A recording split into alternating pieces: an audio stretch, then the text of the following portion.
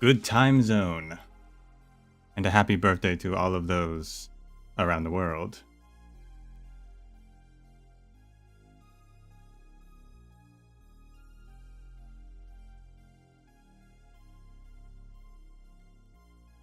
Took a little longer to set up because this is all new to me.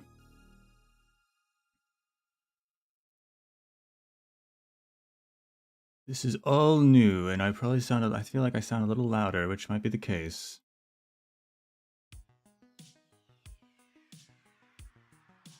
So I might adjust that a little bit. But I also probably sound different depending on my angle of sitting. We'll try that for now, I guess.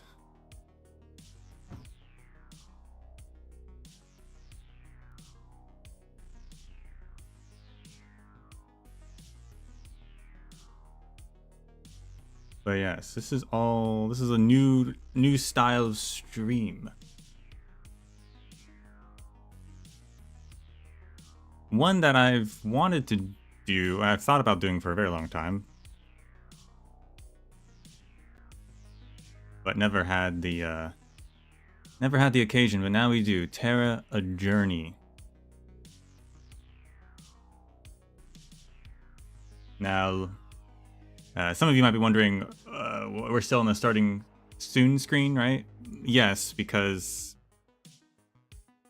there's no face cam today. I only have really one camera besides the outside camera.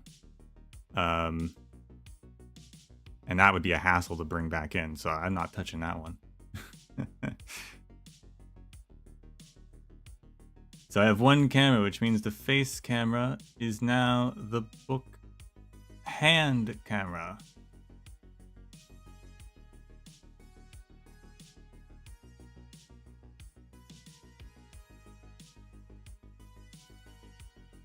But that's okay, because the star of the show is, of course, the book we will be reading.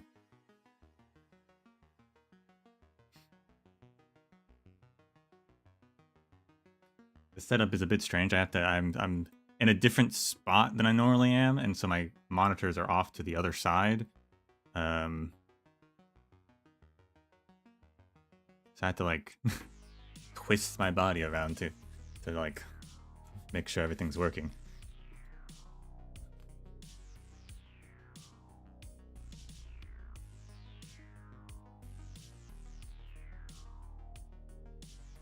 Hopefully this should all work out. Everything's working. The camera is not, turns out, not as good of a resolution as I ever thought it was. I don't know. It doesn't pick up the text as well as I would have hoped. Zooming in, there's a huge zoom. I can zoom in a lot, but that just ruins it. Even like 1% zoom, it just gets blurrier and blurrier, so that doesn't help me at all. But what are you gonna do? What are you gonna do, you know? Maybe one day it'll be a better camera or something, but...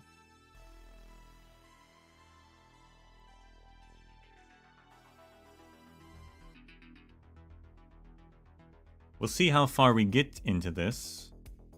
Preferably, we're just gonna read until time. Preferably, we'll stop in between chapters or something. As a good stopping point.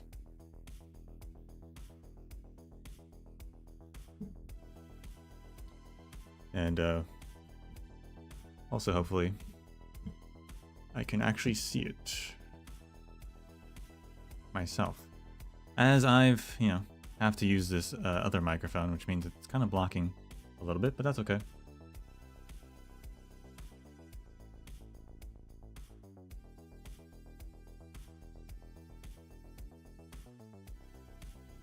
But let's get into this, shall we? So for those who don't know,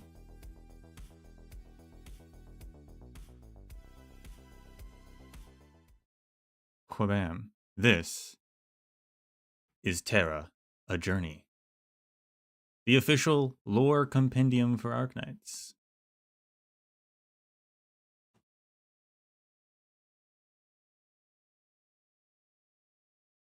It is a real book in universe written by Erikson, who spent much of his life traveling around Terra, researching and learning about the world and compiling it into this magnum opus.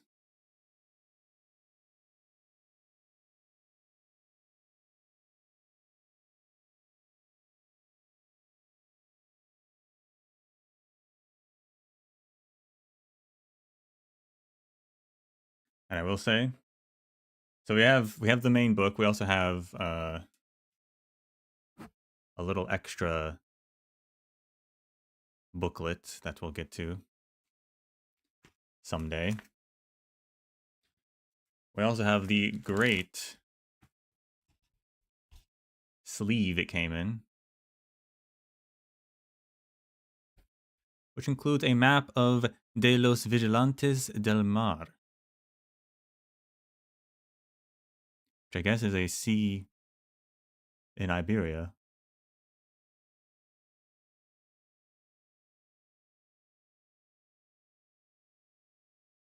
I have to get used to showing things for a camera like this. As you can see, E.E. Erikson. I don't know if we know what the E.E. stands for.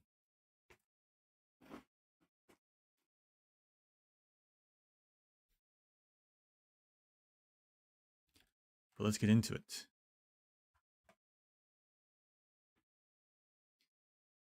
We do have a secret in the sleeve. K's secret.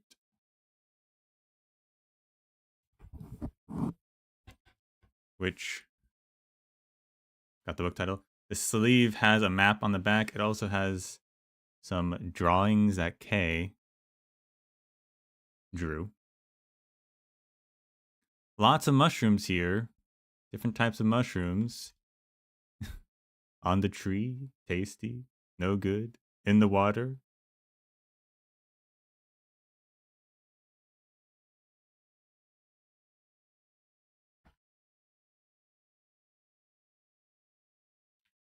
I don't know if the other side of the sleeve has anything.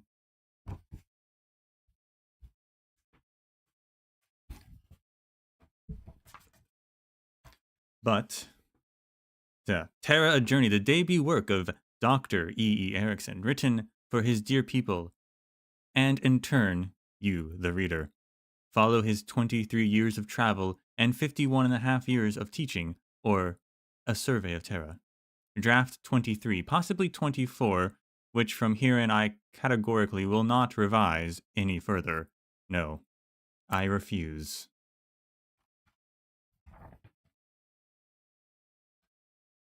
And we've got some letters at the beginning as well. To Amia. And closure. The book you are holding is written by Dr. Erikson, one of the most outstanding scholars I have ever had the pleasure of meeting. The descriptions of this great land in this book are not merely summaries of various materials and research reports, but writings that had faithfully reflect the author's experiences over the years of travel. They offer a portrayal of the lives of people across Terra, as seen through the eyes of a traveler living in this area. I have added a few notes to some sections, not to correct them, but merely to supplement them. Knowledge is, after all, a collection of perceptions formed as individuals come to understand themselves and the world. I have simply journeyed a bit longer than most. Before the world changes beyond recognition once again, people should decide for themselves how their stories will be told. So I think that's probably from Coutsit. And then we have, I dedicate this book to all those who have not yet had a book dedicated to them. Thank you, Erikson. And to my beloved wife, without whom those people would still have had a while to wait. Though I should be intimately familiar with the contents of this book, when I first opened the completed version, lost long memories and lost long memories and emotions came flooding back to me. I recalled a vast grassland with melting ice, crystals falling from golden shrubs, wetting the fur of the creatures running below. This was not the land's original form, but it was my first glimpse of it. Without a doubt, this scene has changed countless times over the ages. It cannot be precisely depicted in this book. Yet it is precisely these billions of fleeting moments of life's transformation, layered upon another, that have shaped the Terra we see today. The world presses forward endlessly. I was not, and will never will be, the only witness to this journey. For the future that sails across this gentle land belongs to all of you. And honestly, I can't read that signature. But I think it still counts it.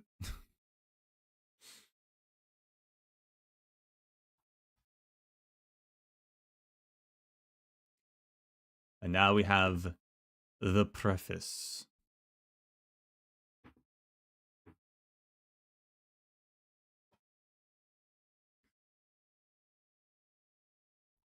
For years, I have researched and conducted field studies on various technological, cultural, historical, and political phenomenon affecting the lives of Terrans across this land. This book is a systemic summary of my findings and the culmination of my work. Before we delve in, I wish to provide an overview of the purpose behind this book, the various factors that led to its creation, and the academic context of the research undertaken. This introduction aims to assist readers in understanding the central themes of the book, the origins of its materials and viewpoints, and the inherent limitations of my personal research perspective.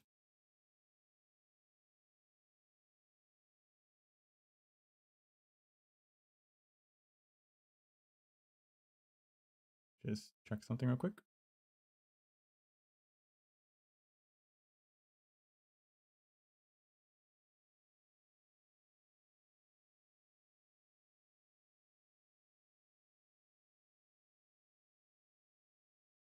Because, yeah, okay. For some reason, for a second, it said I was offline, and I was like, that's not true. We're still good.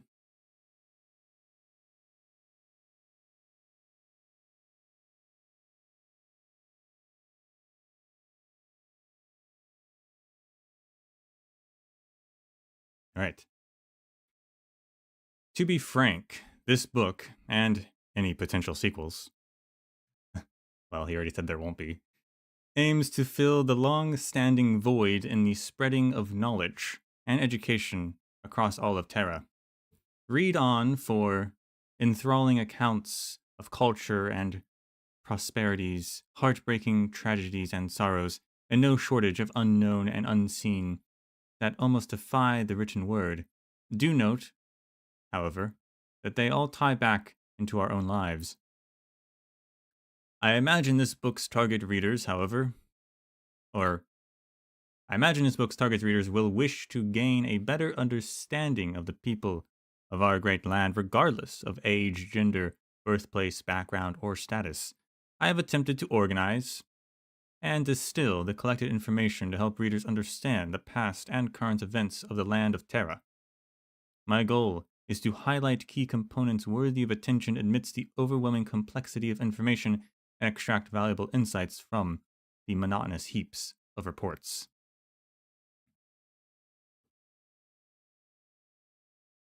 Following my retirement from the Victoria National University in 1085, I have lived in a certain sense an idle life. My mind often wandered back to the past, and in those moments I always seemed to drift back to the 1030s. That is, back when I endeavored to spend every last drop of my youthful zeal learning all there was to know. In my surreal flashbacks, I constantly found myself searching for something elusive, yet it always remained beyond my grasp. Coincidentally, that was when I would start to look back over my own life. After numerous retrospections, I finally realized what I had been searching for, still burning bright as ever. It was that same thirst to learn and share. Though an octogenarian with countless papers and talks on history, society, and the rest of the pedagoga into my name, the mysteries were no less abundant, fascinating, and absorbing the moment I looked to the lands. There was a drive, a craving in my boyhood heart of hearts, to enable everyone curious like myself about Terra to learn, swiftly and hassle-free, all there is to know. In a canny turn of fate the following year, I met the Dr. Kautsit that would later found Rhode Island Pharmaceuticals, and being the bright, young, yet profoundly well-read woman she was, she exhorted me to give my ideas the legs they deserve. Following a period of pestering former colleagues and students, I resolved to finally set my sights on writing. Their encouragements and advice were indispensable motivators as I kept at my task.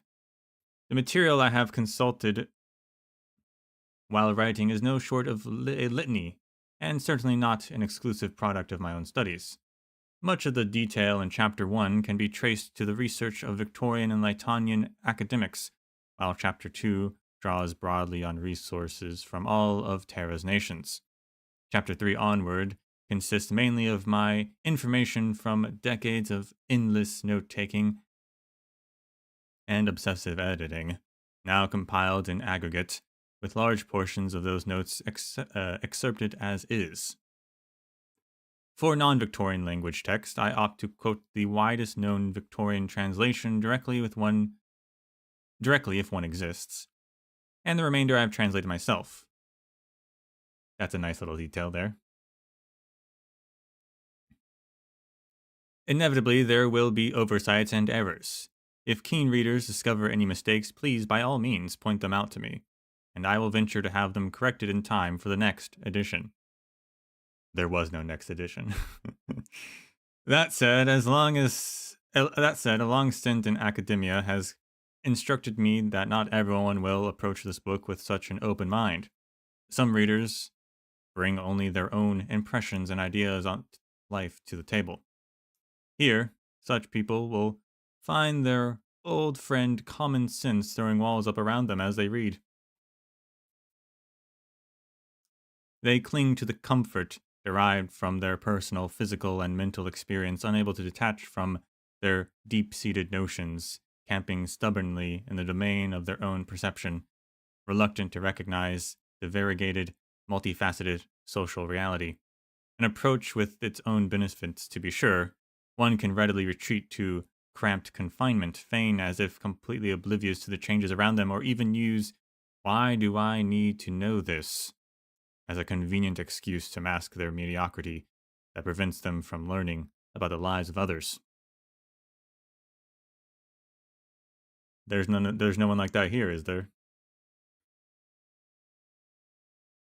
Yet it is with these others that we ultimately coexist on this vast and great land.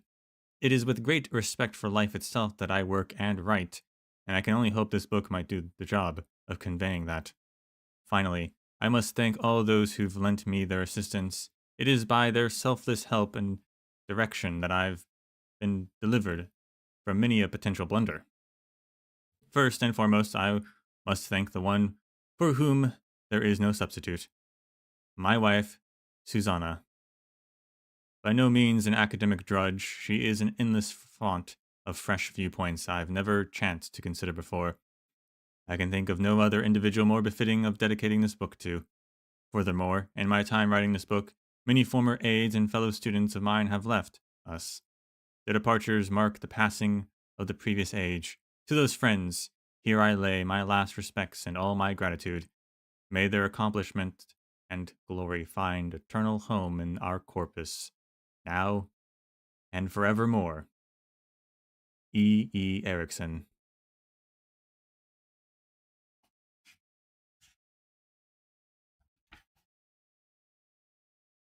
And so now we have the chapters. There are 6 chapters. Okay, so there's 6 chapters. So I said we might finish chapters. Well, seems like the chapters are bigger, but they're divided into subsections. So we'll see. We'll see what happens. Got chapter 1, Originium Catastrophe, Oripathy. Chapter 2, Technologies of Terra. Chapter 3, Beasts of Terra. That will be fun. Chapter 4, Races of Terra. Classic. Chapter 5, Countries and Regions of Terra.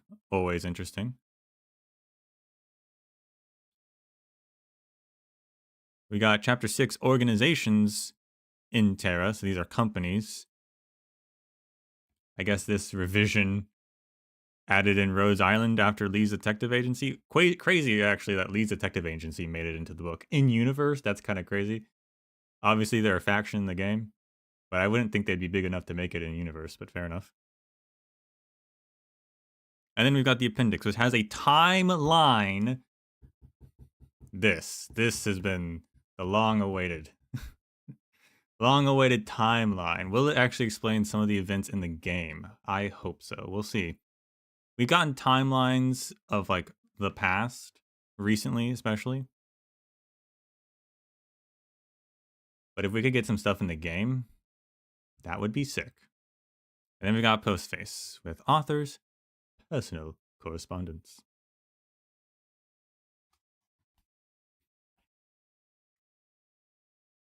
Chapter 1, Originium, Catastrophe, Oripathy. This will, we know a lot about Originium. This might go into arts, I imagine, later on. Yeah, page 9, Originium Arts, which might explain a little bit about what's going on there. I do have some questions with that.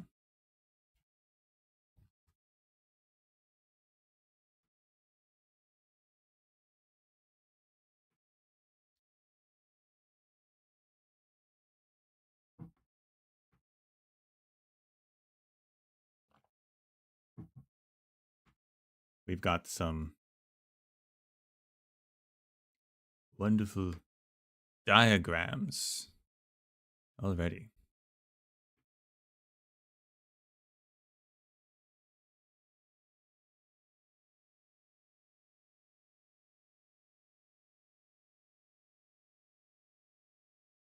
Chapter 1, Section 1, Originium. Epigraph. Our age is known as the Crystal Age, for Originium crystals are virtually ubiquitous in people's lives in the modern era. You know, that makes sense. I've always wondered why it's called the Crystal Age. I don't know if they've ever actually said that's why, but that makes a lot of sense, actually. The progress of Terran civilization is inexorably tied to the widespread application of Originium. While we have yet to fully understand the nature of Originium, Originium-based technologies have reached a mature stage in the wake of rapid development in recent years. Although oripathy is becoming an increasingly serious problem, and experts have noted a potential connection between the expansion in the modern Originium industry and the increase in catastrophe occurrences, it is clear that our society can no longer do without Originium. The people of Terra must embrace Originium and face everything that comes with doing so. This is the only path to progress. Preface of Crystal Age, Originium, and Modern Society. I guess that's another book. I mean, it's true, they are tied with Originium. It's a bit hard to go back on it now, but...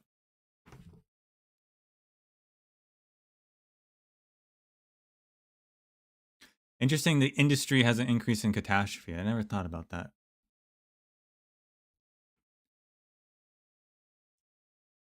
Obviously, the industry has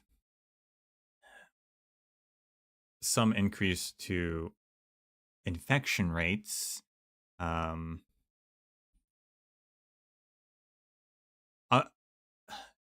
Industrial Originium is safe. but mining it, right? As usage increases, mining increases, and mining is very much not safe. So, and if catastrophes are occurring more frequently, that is also a infection vector.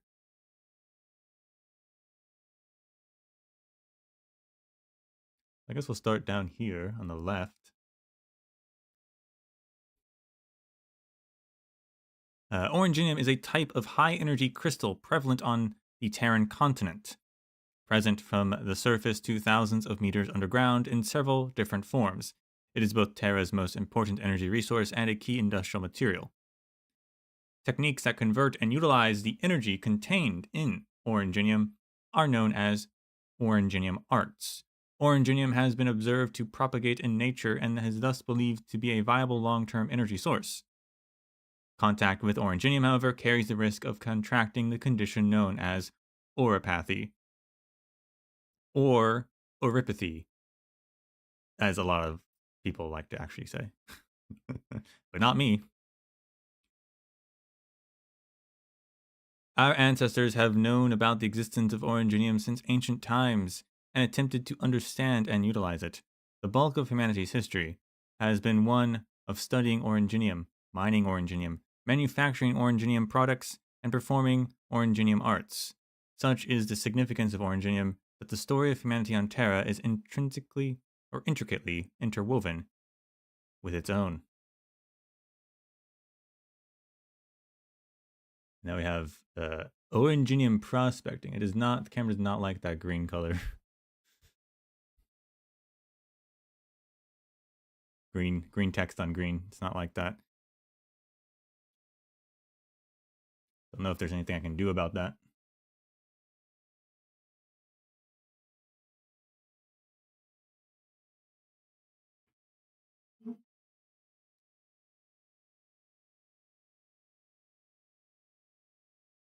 No, not that one. Maybe if I messed with some color stuff, but that I won't do that right now.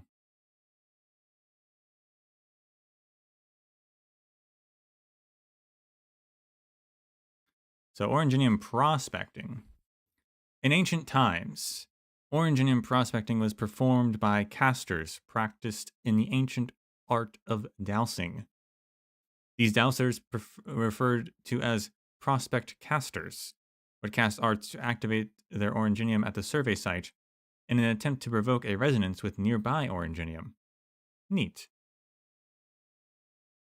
The specific method used differs greatly between casters, and Originium responds to the caster's calls in distinct ways. This process is repeated until the resultant phenomenon are sufficiently pronounced to be observed by accompanying surveyors. This primitive method may seem absurd now, but for many centuries it remained the primary method of prospecting. Its drawbacks are obvious. It was highly inefficient, little better than taking blind shots in the dark. The prospector caster and surveyors had a limited range of perception, often confined to merely surface observations.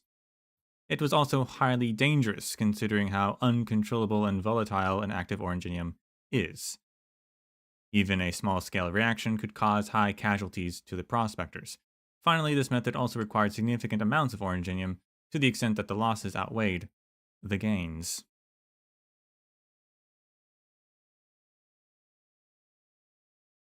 That's pretty neat.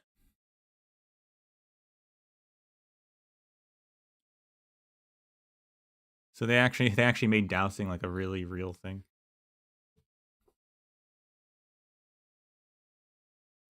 As Originium industry developed, its inefficient and dangerous method was gradually replaced by less intrusive and more effective ones. Today, large-scale prospecting relies primarily on energetic scanning, density inspection, and geologic analysis. The distribution of the three major Originium deposits was determined in the Originium rush that followed the conclusion of the Gaulish-Litanian War. Oh.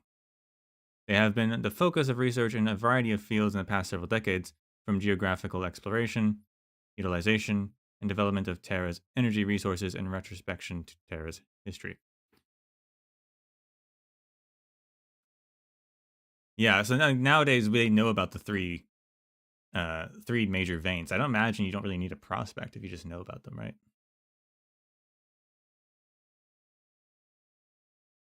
But the Gaulish-Litonian War. So that I wonder when that was.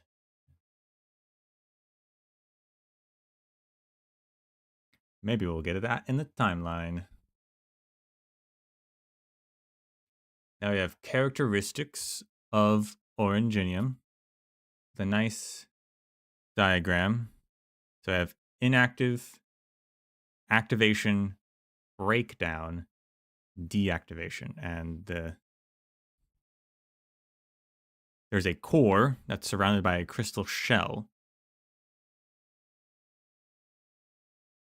And I guess the crystal shell breaks down, and then the core breaks down with it eventually, I guess. And then you have deactivation.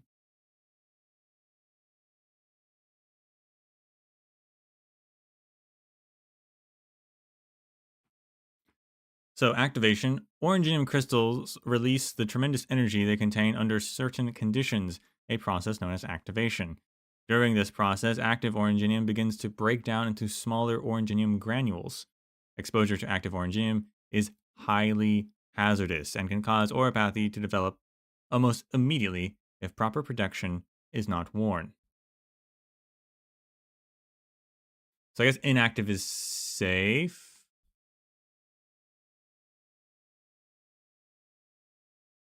So I guess there's just natural inactive. Because you can make inactive, like the industrial Originium, all the industrial products are safe.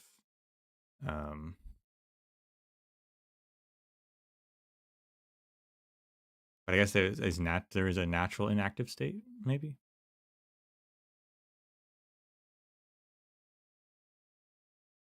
Adaptivity. Energy stored in Originium can be released in a variety of ways, combustion being the most common method. The first combustion engines were Originium. There's nothing else to combust, really. Originium arts further allow that energy to be converted into various forms such as electrical, chemical, and radiation. Originium's property of releasing energy under manual manipulation is referred to as the adaptivity of Originium.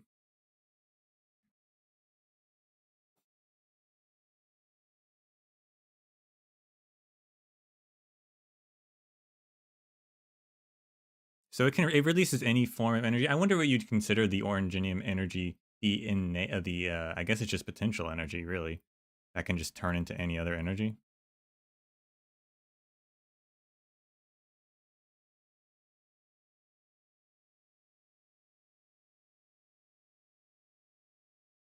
And we have natural propagation. Originium appears to be self-propagate in nature. While the mechanism behind it is still unknown, it is clear that the quantity of Originium in nature gradually increases over time. Of particular note, it is the sure emergence of Originium clusters in area freshly affected by Catastrophe. Existing Originium veins have also been noted to grow in size after Catastrophe. This is, of course, an Originium cluster, a very big one. Originium clusters are a familiar sight to those who frequently roam the wilderness. Ranging from the size of a pebble to that of a mountain, they make for a spectacular and dangerous sight across the land.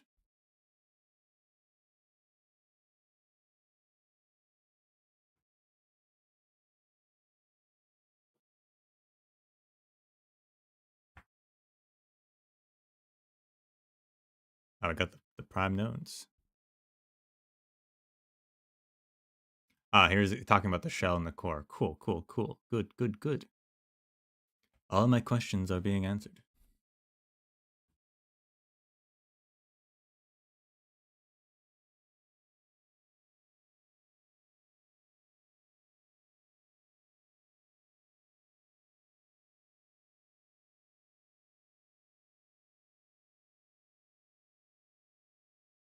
I feel like I should put on.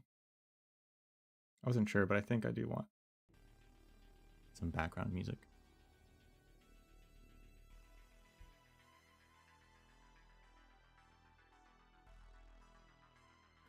Originium in nature. Form and structure. We're up here. Originium is a naturally occurring ore with hard surface and smooth crystal shell. The crystal shell can take on different colors based on mineral composition and geological factors. Interesting. Removing the crystal shell reveals the core, a piece of high purity ore with a yellow glow. A new shell is gradually formed when the core is exposed to air. Huh. We got a cross section of a raw originium ore.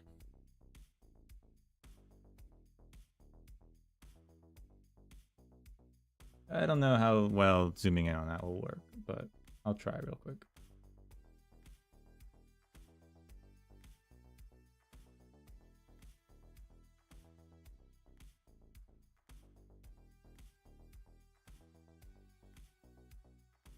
Like I said, the resolution of this camera actually sucks, as it turns out.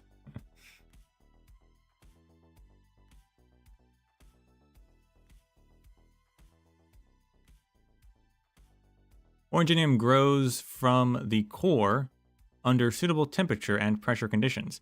The outer part reacts with air and other minerals to form a crystal shell, while the high purity core continues to grow on the inside. The result is an onion-like structure.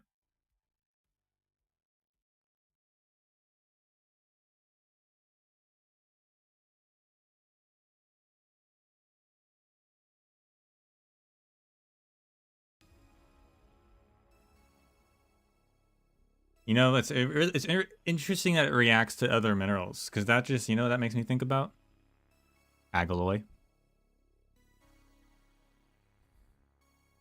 I don't know what's going on with the alloy, but there's got to be some kind of connection.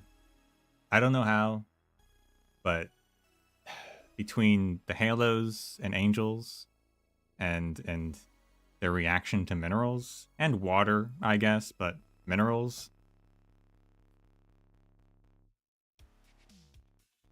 There's got to be some kind of connection. Mark my words, all right?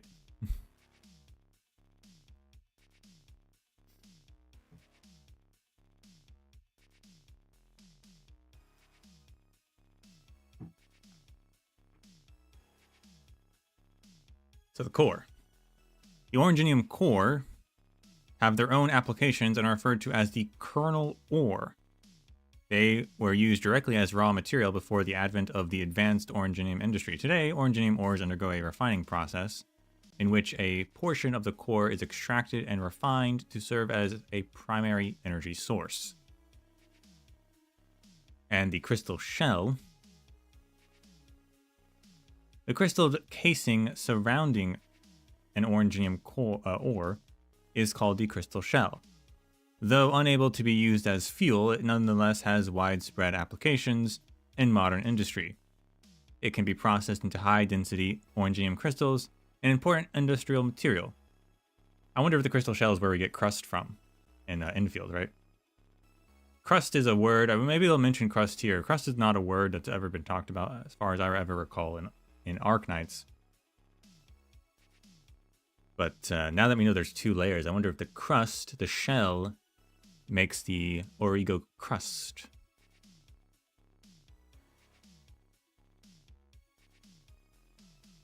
Machineries of the utmost precision and complexity demand the highest quality of these processed crystal shells. The densest and the strongest shells are found exclusively in Originium ores of advanced age. They are often buried deep underground and hence exceedingly difficult to extract. Demand for high-quality shell product has accelerated the development of new mining technologies.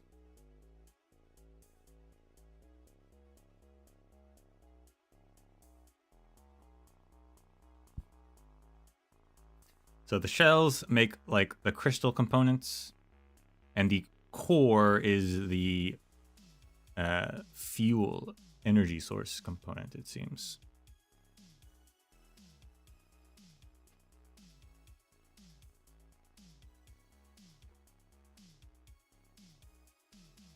And now we have some types of Originium. Originium shards, very familiar with these. Originium shards can often be seen protruding from the ground in areas under heavy originium pollution. Easily activated and with high risk of mutation, originium shards present a significant infection hazard. They are considered a key hazardous substance in the toxicity database of the Columbia Center for Disease Control. As the easiest form of originium to gather, however, they are still widely harvested and used for industrial purposes. The shards are the stuff that grows on the surface, it seems. And an originium shard. Lacerations from the shard are one of the leading cases of Oripathy. Originium shards are also among the most easily obtained and effective weapons in the wilderness. Yikes.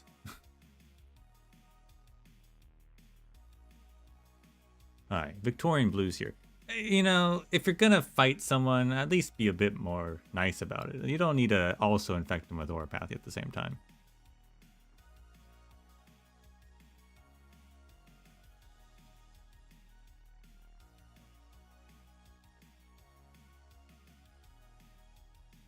And then we have raw ore down here at the bottom. Raw ore is essentially originium ore, characterized by its typical structure and found in large quantities in nature. In general, the deeper the ore is buried, the denser it is. Makes sense. I mean, I think that's how rocks work in real life, right? And the greater its value. Raw ores from the surface of shallow mines are less dense with a thin and fragile crystal shell, but are easier to mine. In contrast, raw ores from deep underground are denser, with the shell sometimes comprising more than 40% of the ore structure. But it can only be mined using specialized heavy machinery. Large-scale application of high-density raw ore as a key material is what defines and distinguishes modern industry.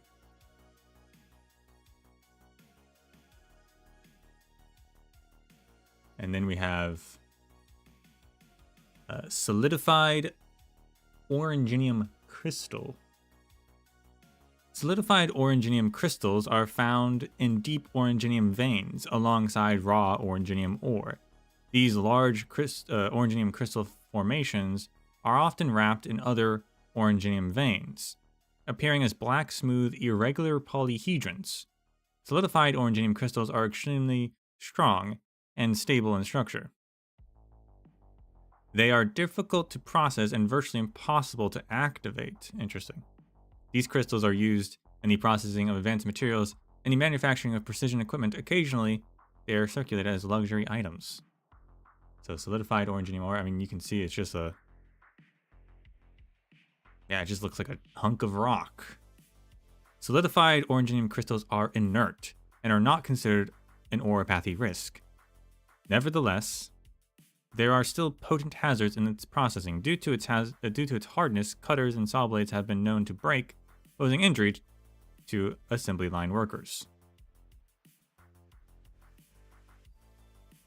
So yeah, the ore, the crystals you find in like the veins themselves are actually inert. It's really the shards and stuff that you're gonna get the problem from.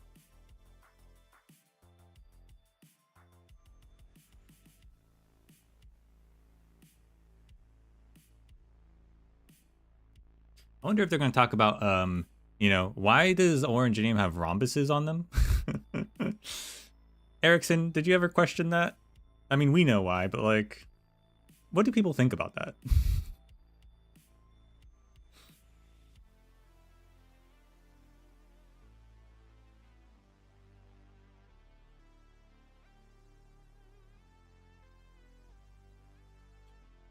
And then we have geographic distribution.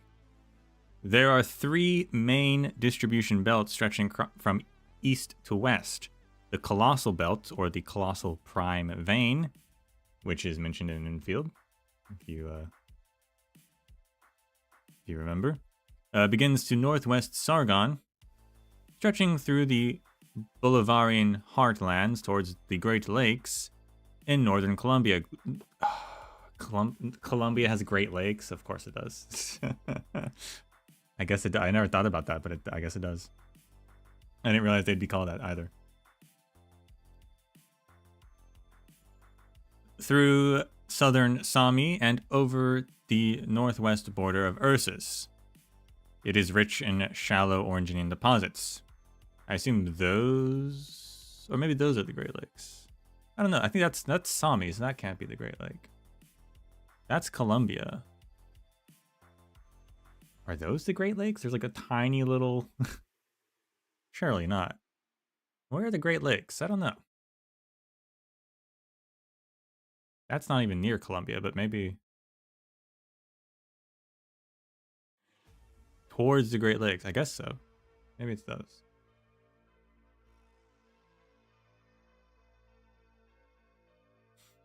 The Targungils belt is slightly shorter than the Colossal belt, beginning in the upstream mountains of eastern Victoria and cutting a path through Rimbilliton to the east.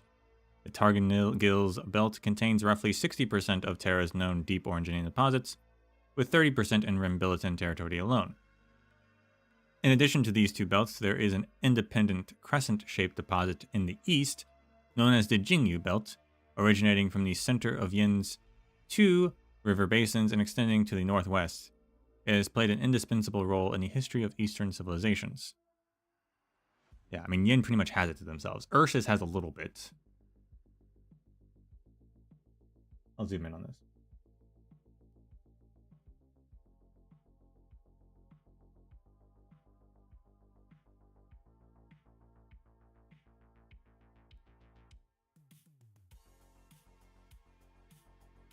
Right, so Ursus has a little bit, but the rest is... Honestly, I guess a lot of it's not even in Yin territory, technically. The colors are not great to see on with the lighting. Apologies. So that's the Jingyu belt. Colossal belt and Targungils belt.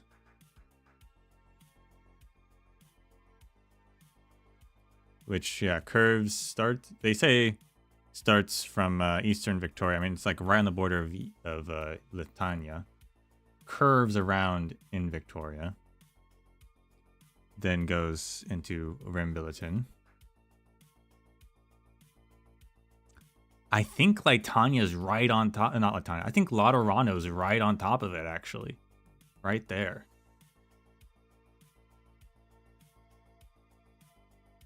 Which is kind of crazy.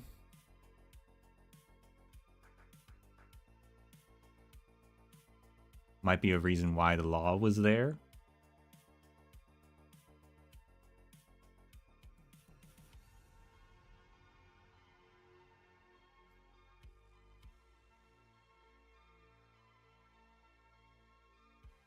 So the Colossal Belt is the biggest, hence its name, but it's also the shallowest. While the Targungils, which is about the same size, slightly smaller, is the deepest.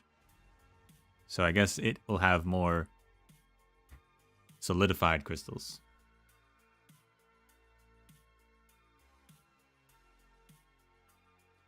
Known main distribution belts. For a long time, it was believed that Originium was evenly distributed across Terra, as surface and shallow Originium can be found virtually everywhere.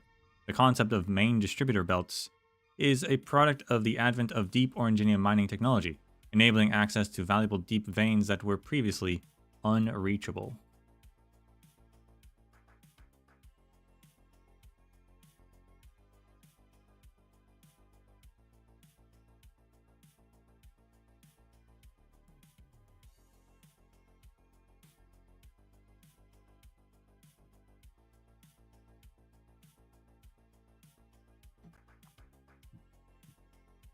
Now, I can't remember if the belt corresponded to the source Originium, the original Originium. I think they talked about this somewhere. We know there's like one or two elsewhere. So it might just be one for all of these. Or it might be technically 3 here and there's 5. Was there 5 and 2 are not here, but these 3 are here?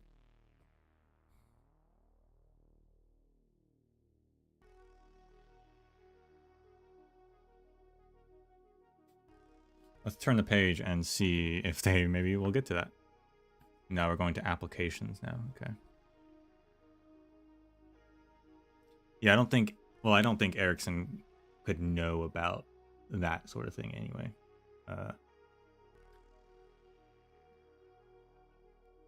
The only people who are going to know about that sort of stuff are the big names. Although Caltech could have told him.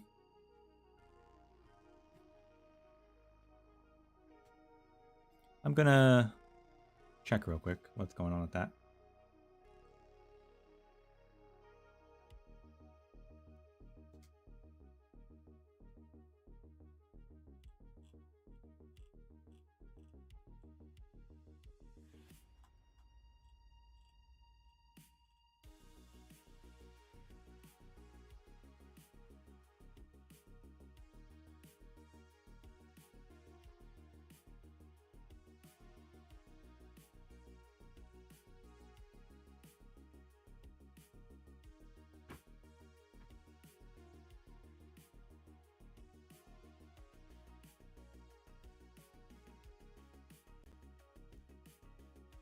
Yeah, no, even the wiki's like, we don't know. So there's actually there's 3 of the original crystals.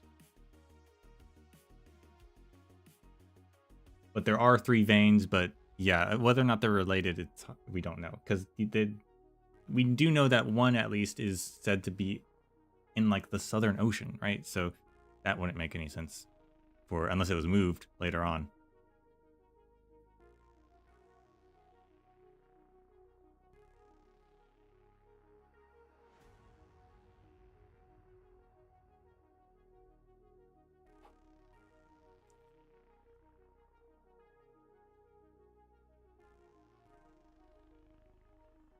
So, applications of Originium. We have this Originium mining little text block up here, though. The quantity of Originium reserves known to humanity far exceeds imagination. But to make full use of it requires research in a different direction from prospecting. Some underground Originium reserves cannot be accessed with existing technology for various reasons. For example, while the Targangil's prime vein, which I don't know if that's how you pronounce it. That's how I'm going to pronounce it. The Targangil's prime vein was believed to possess the highest theoretical Originium reserves than any other during the Originium rush. Many of its deposits either cannot be precisely located or are situated in unusual geological conditions that present significant obstacles to mining. These conditions can trigger severe disasters if mined recklessly. Catastrophe studies or catastrophology studies also indicate that catastrophes are more frequent, more severe, and longer lasting in areas with a high concentration of Originium, making mining work near impossible. The hazards of Originium itself are ever present, including the risk of Oripathy infection due to exposure during the mining process. Originium, so abundant in these lands, has been long highly coveted fruit. Many believe that the difficulty in mining and utilizing Originium is the sole obstacle to civilizational progress. Therefore, overcoming these difficulties has been a lifelong pursuit for many researchers at the forefront of their fields.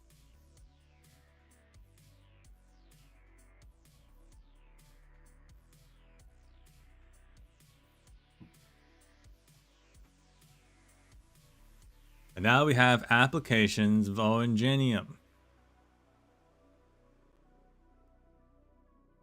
This staff just has like shards just sticking out. That seems like dangerous. You should probably make a cover for that. I don't know.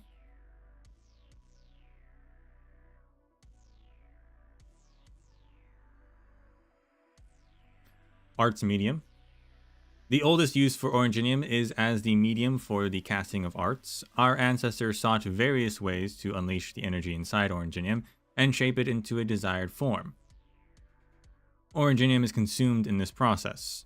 These techniques are now fall under the broad banner of Originium arts, and their applications have been greatly expanded, massively increasing the demand for Originium.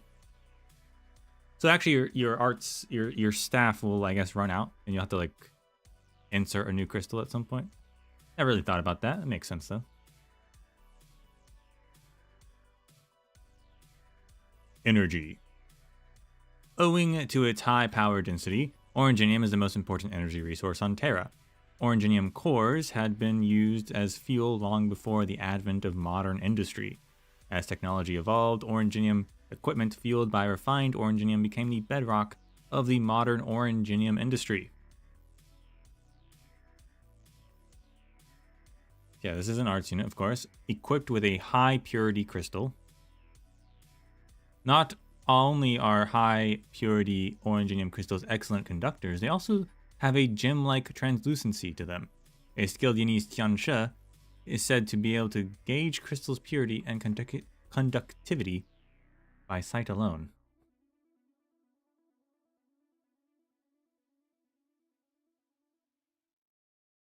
If caster skill usage is limited to this, it might be, right? If you don't have it, I mean, if you're using the fuel to cast your arts, right, then the more fuel you have, presumably the more you can do. You're still gonna need to know how to use the fuel, so it's still a skill.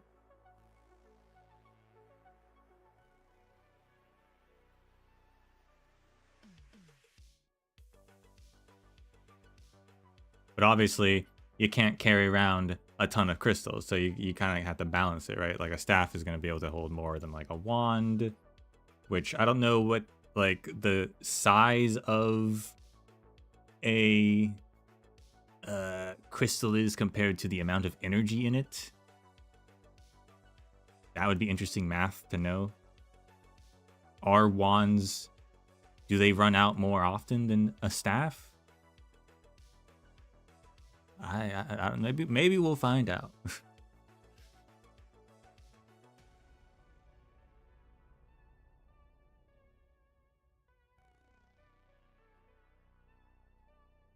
We have a scientific diagram of Originium power plant and fuel buffer tank. That's cool.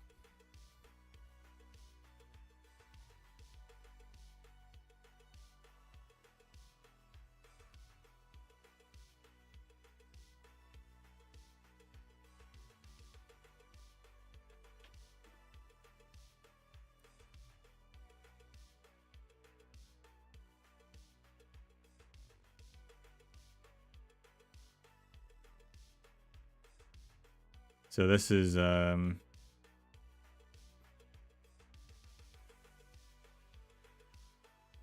this the outside? I'm not sure. That's the overhead view of, I think, the tank right in the middle.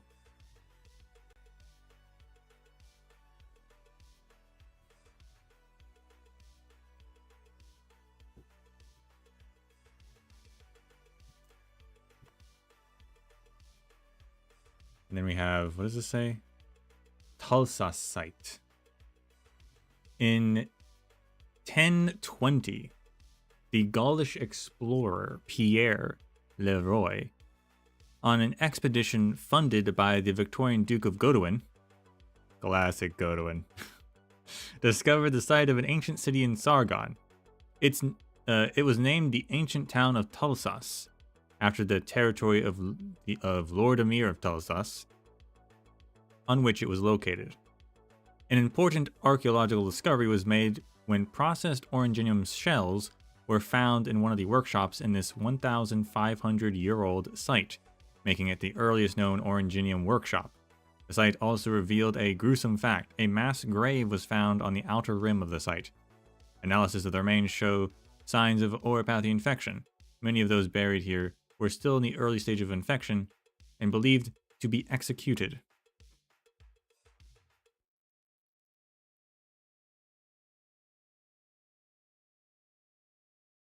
That's a great little detail to be like, yeah, you know, the archaeological history. So the earliest known Originium workshop is 1500. years old. Sweet. That would put it at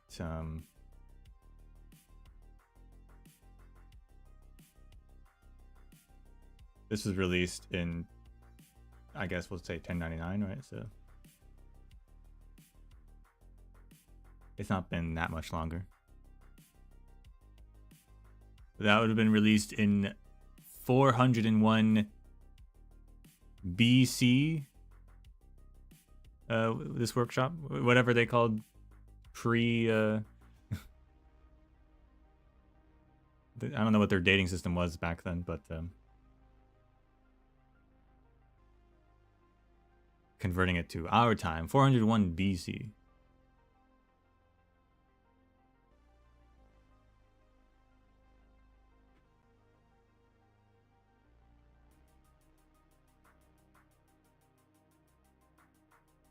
Yeah, great working conditions.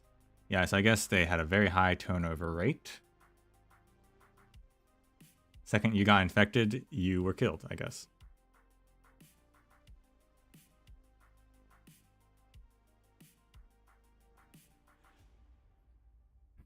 Industrial material.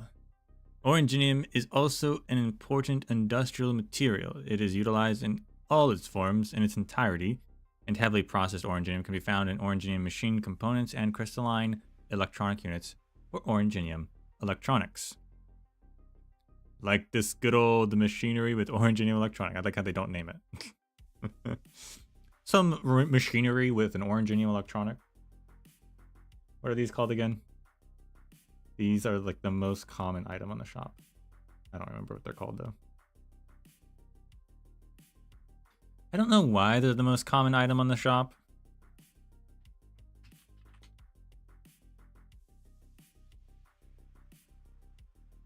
I wish they weren't. I wish there was other things I could buy.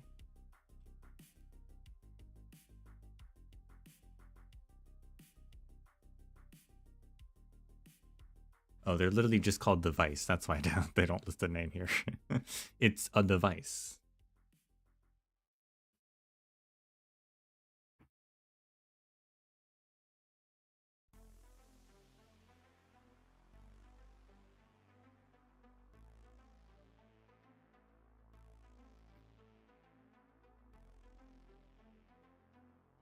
And of course, you also have a crystalline component. It uses Originium crystals as the key conductive component.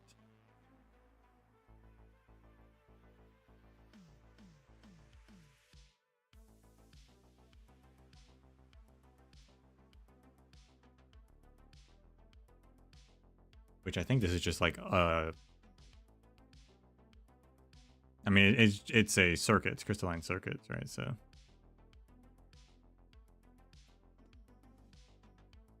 put that in electronics, I guess. Manufactured Originium goods. Originium's impact is not only profound from a macro-historical perspective, but also direct and evident in our daily lives. It is difficult to imagine what life was like before the advent of Originium manufacturing. We did not approach Originium with the same wariness and awe as our ancestors did. Although our utilization of Originium has changed, the fundamental nature of Originium and its inherent dangers remain the same. Despite numerous safety precautions adopted in the modern Originium industry, such as Originium isolators, dust collectors, and filters, which significantly reduced the risk posed by the mineral, further technological research and breakthroughs are necessary to ensure the safe and regulated use of Originium, as well as to mitigate its harmful effects.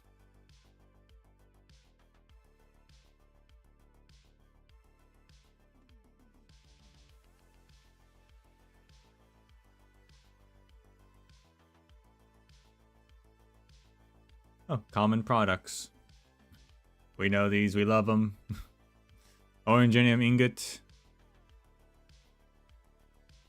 Which actually looks a lot, I didn't even realize, that is actually just the same as the in infield, actually. So that stuck around. Orindum, though. Orindum didn't stick around for whatever reason.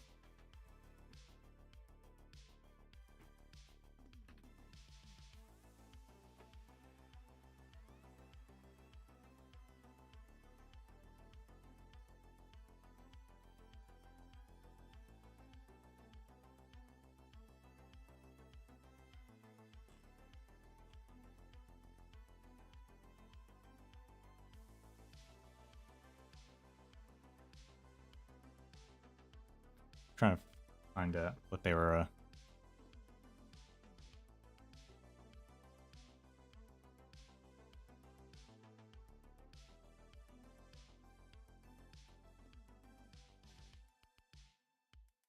Oh yeah, in infield it's called packed Origo crust, but I mean it looks exactly the same.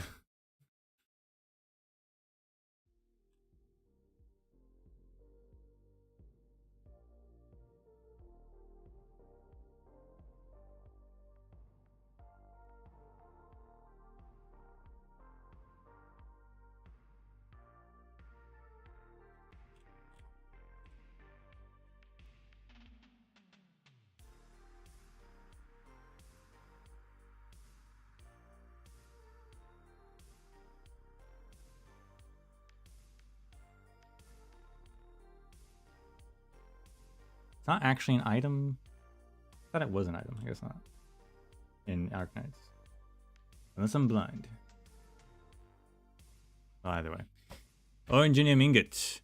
Originium cores that have gone through preliminary refining are sealed into compressed crystal shells to create ingots for further processing.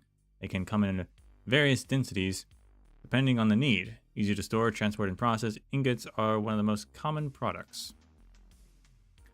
Okay, so it's a artificial, or not artificial. It's a compressed shell. After preliminary refining, has the cores put back into a shell.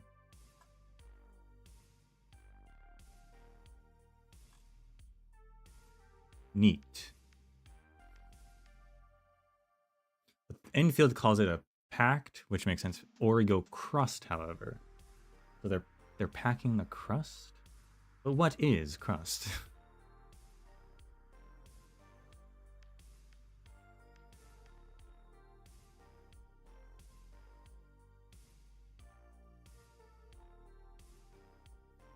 The thickness of the crystalline case encasing Originium formation, referred to as Origo crust, is often used to determine the age of the vein. Yeah, so the crust is the shell. It's the same thing. So that the crust is the shell, but the ingot they're calling packed crust.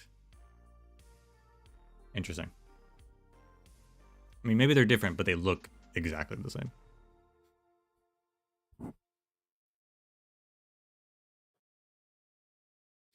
And then we have, of course, Originite Prime.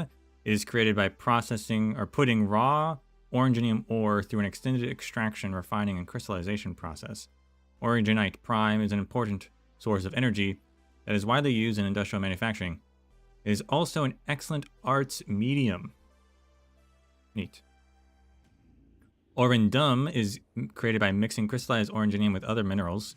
A stable material is often used in electronics. Due to its stability and utility, it is also sometimes used as a form of currency. Ah.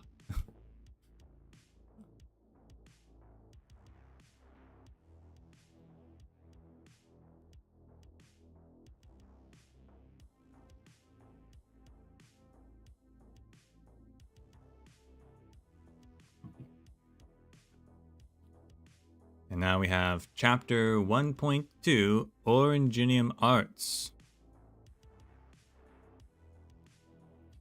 Epigraph.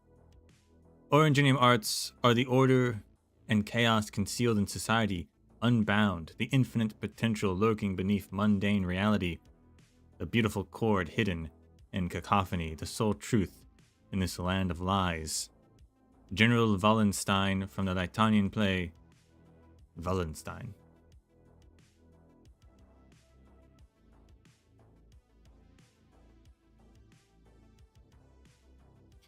This section seeks to present a comprehensive understanding of Originium arts as possible. However, for obvious reasons, Litania research will comprise the better part of it. Obviously. Originium arts. The term Originium arts refers broadly to the methods humans use to transform the energy contained within Originium into specific forms for particular applications. It was coined in Victoria following the advent of the Crystal Age, distinguishing Originium arts from Originium technology, which will be described later in this volume. However, such a distinction is often disregarded by laypersons in Lithonia, the land of spires and music, as well as the settlements surrounding nomadic cities. After all, the two concepts have never existed independently in their culture and tradition. The common folk use terms like magic and alchemy to refer to Originium arts.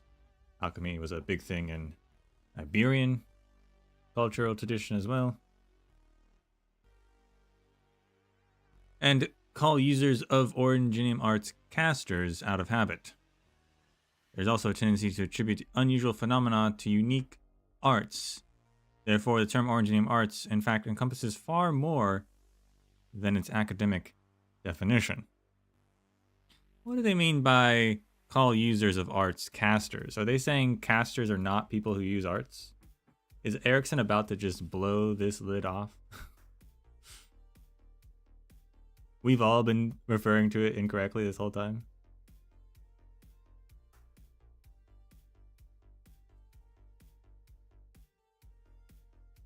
Another staff, an arts unit with a long handle, commonly known as a staff. While arts units come in many shapes and forms, the staff is one of the oldest and most common. Some say that the first arts unit was born when our primitive ancestors placed an Originium crystal at the tip of a stick.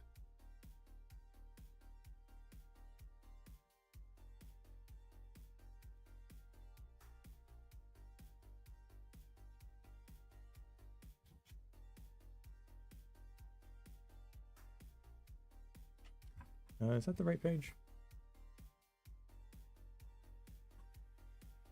Yes. Ooh, arts assimilation. Ooh, I've had a lot of questions about that. I did the math when I did the presentations for the lore stuff, and I was like, I want to know if I was right about that.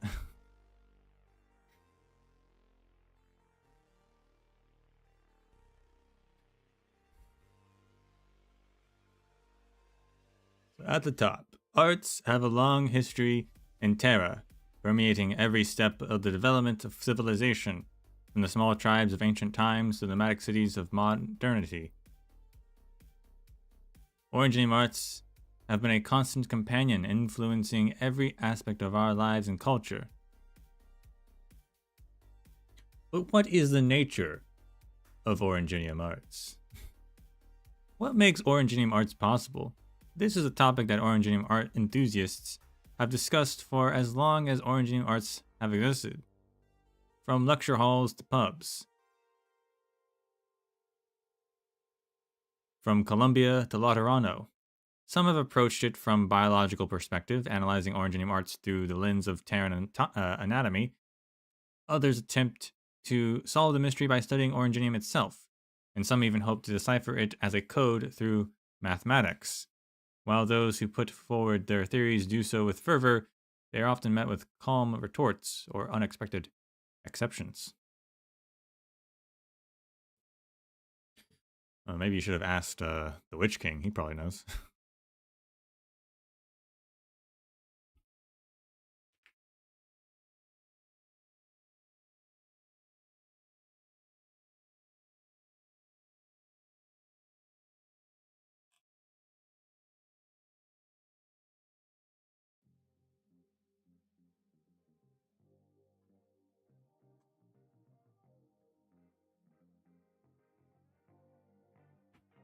Alright, Originium arts assimilation.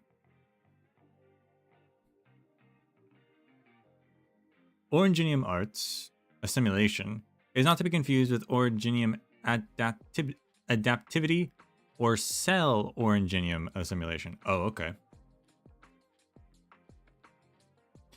It, in fact, refers to the affinity that an individual has for the energy contained within Originium. While Originium arts are in widespread use, it is the user's Originium arts assimilation that determines the breadth and depth of the arts they may employ and how quickly they learn them. The degree of assimilation varies significantly among individuals. Determined at birth, no amount of effort can change it. Oh snap. Okay.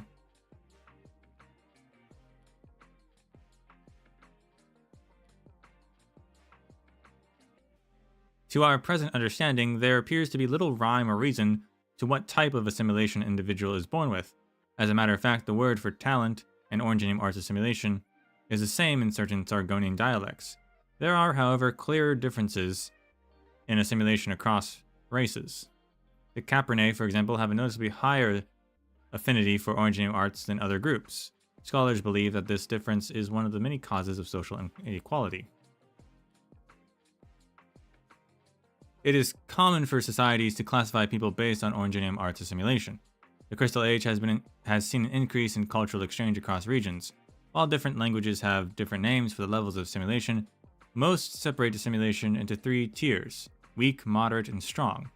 Most people fall under the moderate level of assimilation, which means that they are able to use standard Originium arts with appropriate training.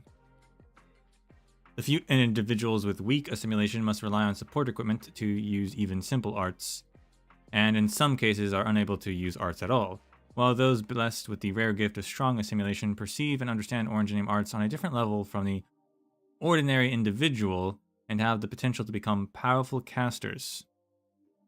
And as you can see, we have a note added in here by Kautsit. Rhode Island internally classifies operators' arts assimilation into 5 levels, from highest to lowest: outstanding, excellent, standard, normal, and flawed. Unlike the general classification system used for services provided to the general public, these levels serve as indicators of one's ability or capability as an operator. Yeah, so that's... we see that on everyone's profile. Have we ever seen someone with a flawed one? I don't know. There must be someone out there. So this was, so I was thinking this was the cell simulation, but that's actually different. As they clarified, I'm glad they clarified that. This is just one's ability, which is an innate thing that you're born with. So, and most people are actually moderate, which I would not have thought. Most people are moderate, but most people are moderate. So like the Black Knight, obviously she's actually probably, she must have flawed, right? Because she has no arts. That's her whole thing. Mulesies? Yeah, Mulesies would make sense too.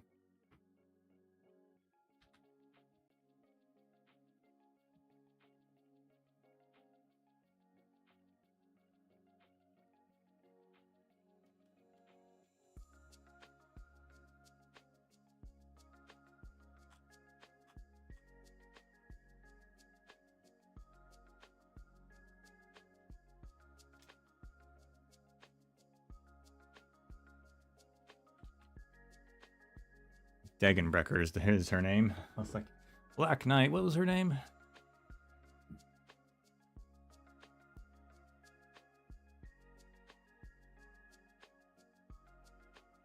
Okay, unfortunately the wikis don't actually list a section with their ratings for some reason.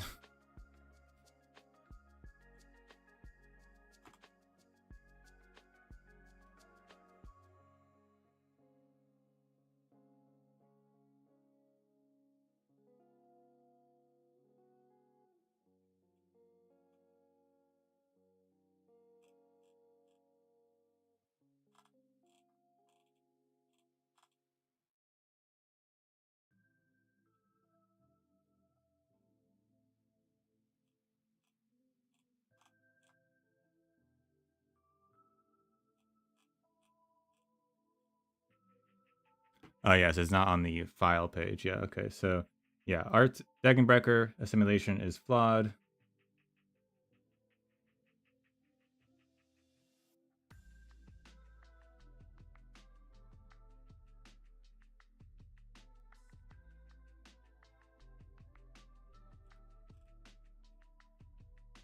And of course Mulesies is as well, because all elves are flawed.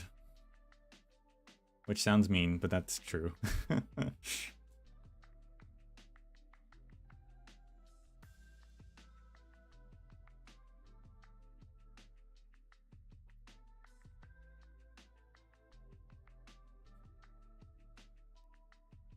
And it doesn't talk about it again. Oh, wait, it might actually talk about it here. Originium Arts Speciality. In addition to a simulation, the speciality of Originium Arts is another one of its key traits. In short, the type of Originium Arts that an individual specializes in, as well as their limits of proficiency, are all determined at birth. Researchers of various schools have attempted to find ways to explain this phenomenon, but no one has yet been able to produce a satisfactory explanation. Rumors say that the Witch King's understanding of arts theory was as unparalleled as his mastery of Originium Arts, and that he was able to explain every involved phenomenon. However, his findings were never published.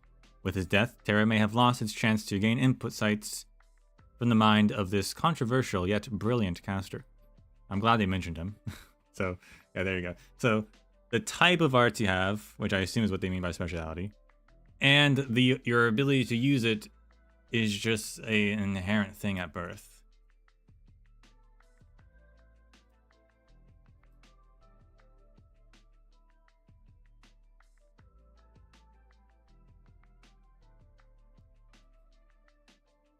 And no one knows why. Which is interesting. It's interesting, yeah, I wonder why that's the case. What's going on there with Originium?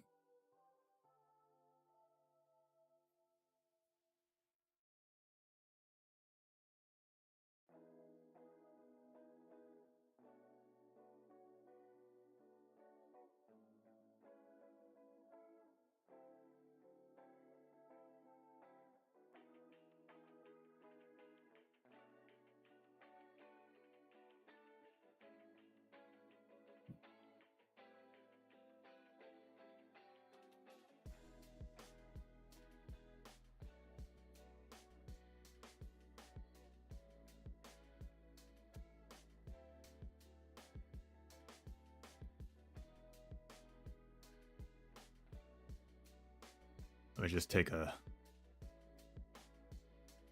water break real quick.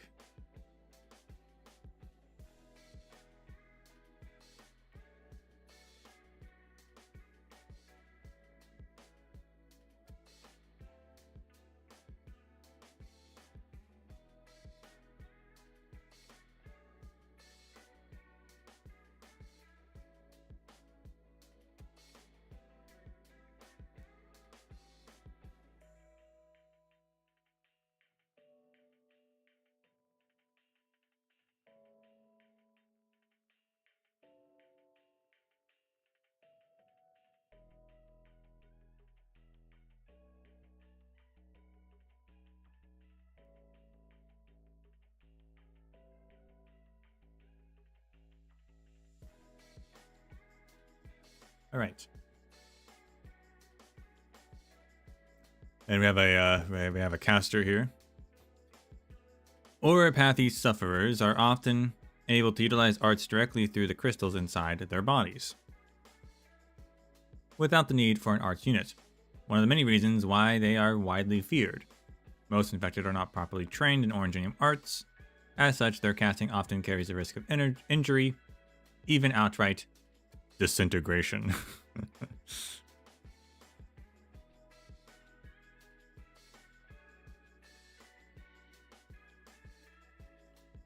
And we have history, development, and application.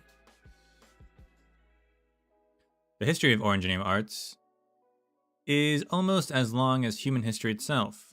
The connection between the human body and Originium energy has been known since ancient times, as have methods to utilize Originium energy via this connection.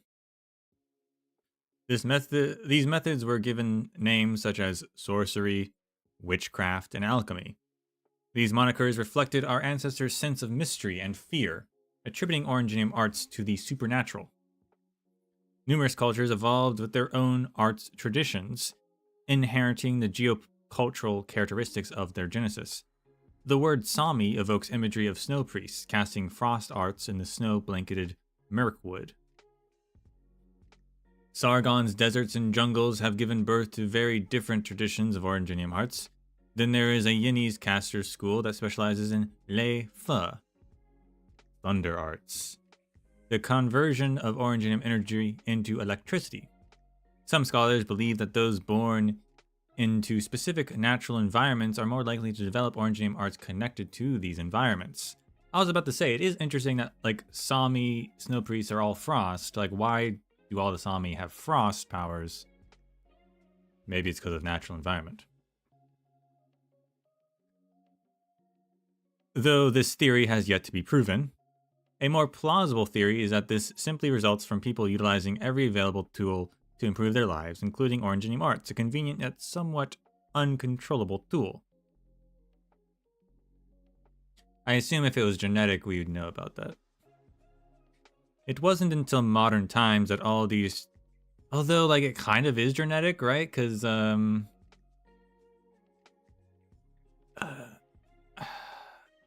Neurals all have, like, the same kind of arts.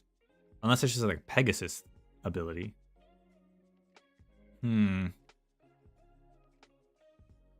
It wasn't until modern times that all these traditions and theories were unified under the banner of Originium arts. This unification is known as the Grand Unified Theory of Originium arts, and its acceptance changed how people approached the topic. In the past, only those with outstanding talent and traditional training could become casters. This new theory, however, made it feasible for even laypersons to utilize basic arts. Furthermore, Originium equipment based on the unified theory is easier to produce and use than traditional arts apparatuses, while also being more efficient. A new era has dawned. And I wonder what the theory did that made it that like even allowed arts units to be more easily produced. Interesting. In modern times, Originium arts can be conveniently stored in various user-friendly Originium devices for practical use. The Grand Unified Theory of Originium arts continues to form the basis of Originium technology, leading to further developments such as modern industrial arts, making Originium products an omnipresent part of everyday life. Once mysterious, arts now support society in ways never before seen.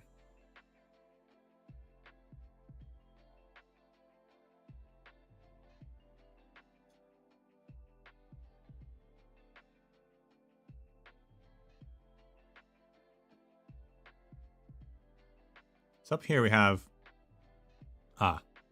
Book of Leifa. Traditional Yinese Originium arts with instructions ranging from meditation to equipment testing. They love talking about Leifa. Enfield talks about Leifa. Leifa, very big, but like, there's got to be other arts and Yin, right?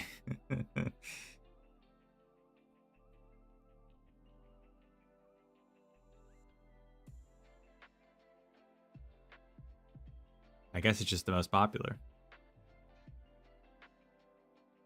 And we have a quick cast arts unit imbued with attacking arts widely used by Ursus military and police. I was going to say that looks like exactly like absinthe wand. So yeah, that's just a quick casting attacking unit used by Ursus military and police.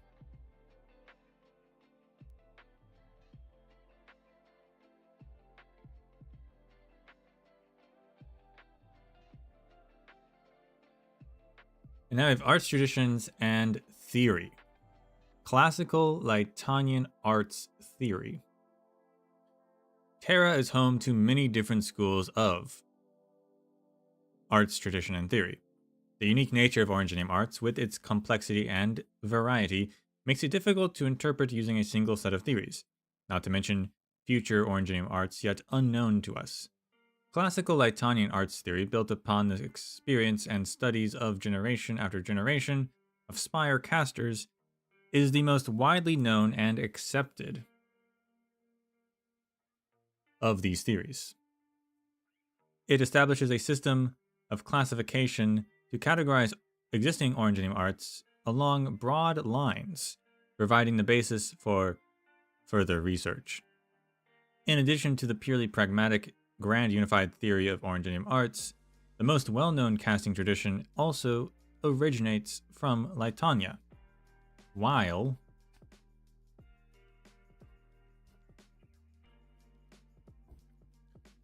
popular conception is that all Lightonian arts are cast through music, the reality is that Lightonians are well versed in several schools of Originium arts. Classical Lightonian arts theory, which has evolved considerably over time, forms the basis of many casters' early education. Here, I will attempt to explain a categorization of arts under classical Lightonian arts theory as concisely as possible. Classical Lightonian arts theory classifies arts into 6 schools: School of Conjuration, School of Evocation, School of Transmutation, School of Augmentation, School of Restoration, and School of Divination. They actually made a video about this with the release of, I think, Zwillingströme.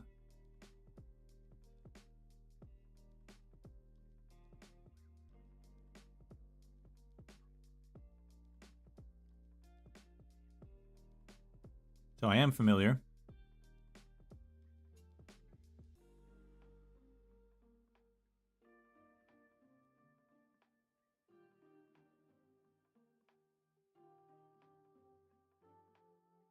I guess this makes it the most widespread sort of understanding of arts. But not necessarily the only understanding. I do wonder what Yinnies, like, Yinnies must have, like, they have Lei Fa, but like I said, they must have other things. I wonder what their full scope of categorization is.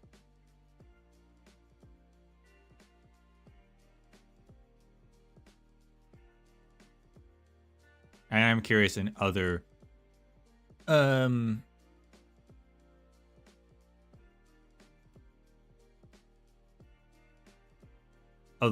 other cultures as well, what they did in the past. Like, it might be old school, they might not teach anymore, but I'm curious like what they would have done. I mean, you have alchemy in like Iberia. They talk about alchemy and stuff, but that's just one thing. That'd be like that'd just be like transmutation, really, probably. But here's the school. So, School of Conjuration refers to utilizing Originium energy to create physical phenomena, typically through some kind of object as medium. Examples include creating shocking waves and applying force to an object or changing its state.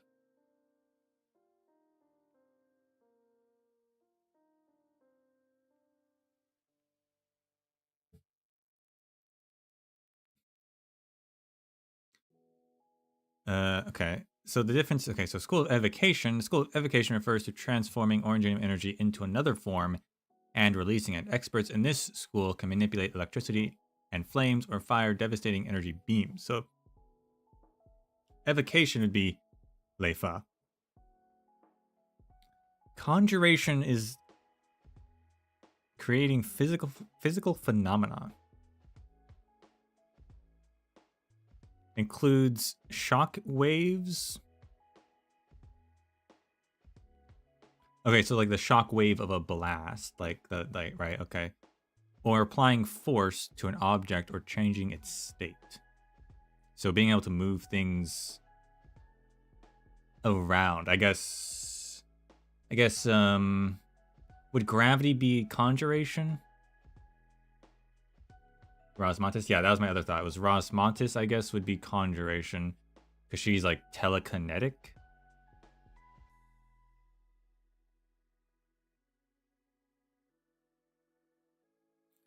Whereas fire, electricity is evocation.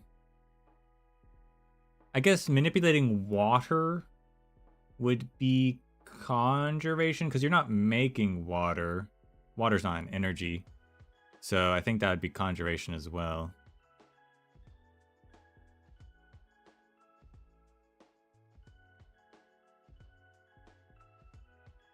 Not to be confused with Mulesey's water manipulation, which is just real magic, question mark? What's up with that? She doesn't have Originium arts. I don't know.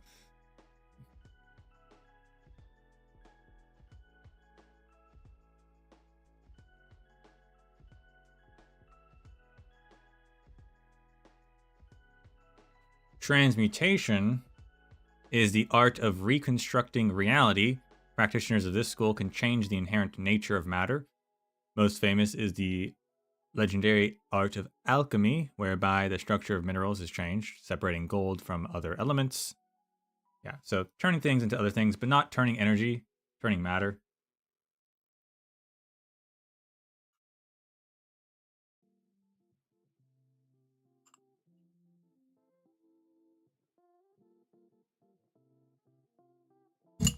Whoops, sorry. I guess Nine's plant arts would be maybe conjuration. I don't know about gravity. It depends on your, I guess, on how you, what your theory of gravity is. Do you think it's a natural force or is it an energy?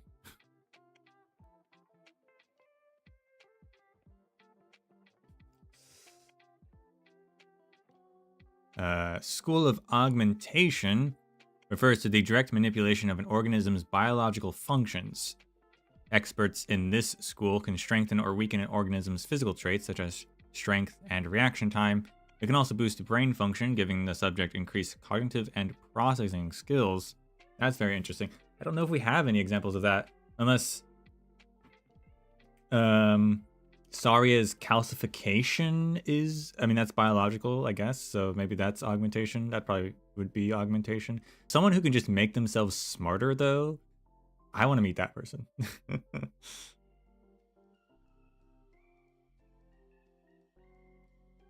What does that feel like?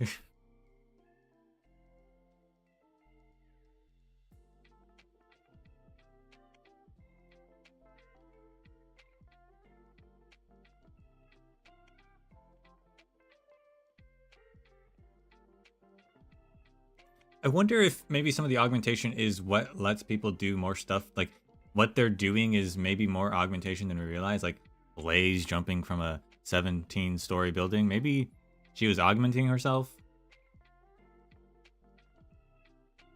I know her arts is fire-based, but people can do other stuff.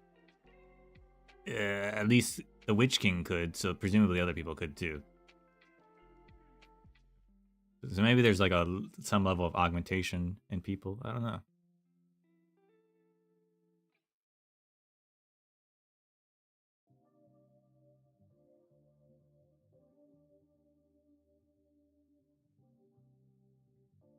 But this should not be confused with restoration. The School of Restoration focuses on the art of restoring an organism's health. The effectiveness of this school of arts is not only determined by the caster's art skill, but also by their understanding of anatomy. Therefore, healing arts are generally limited to the treatment of external wounds. Which is manipulating biology, but not... They separated those two for some reason.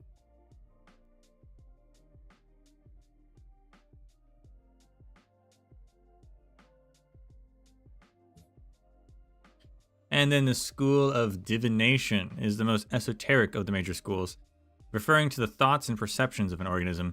The most common usage is in arts used to tame and control beasts, but much remains unknown about this school. I would assume Arturia's arts would fall under this, right? This is just, they call it divination, which implies, at least, unless the definition is not actually as specific as I think, but divination usually is future sight, right?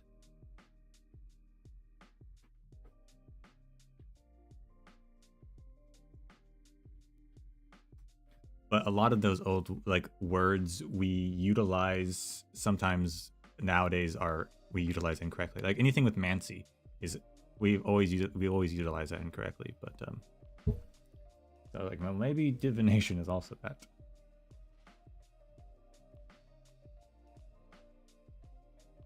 But no, it does seem, yeah, it's future sight.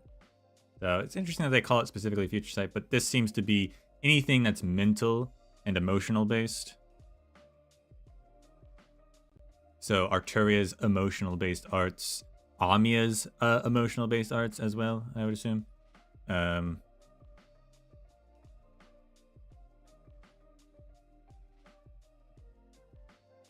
Would probably fall under divination. And of course, Cyclops' actual divination would be divination. Speaking of Sarcas, I guess like blood, I guess would be augmentation. We have a section on witchcraft, so we'll see what they talk about there. But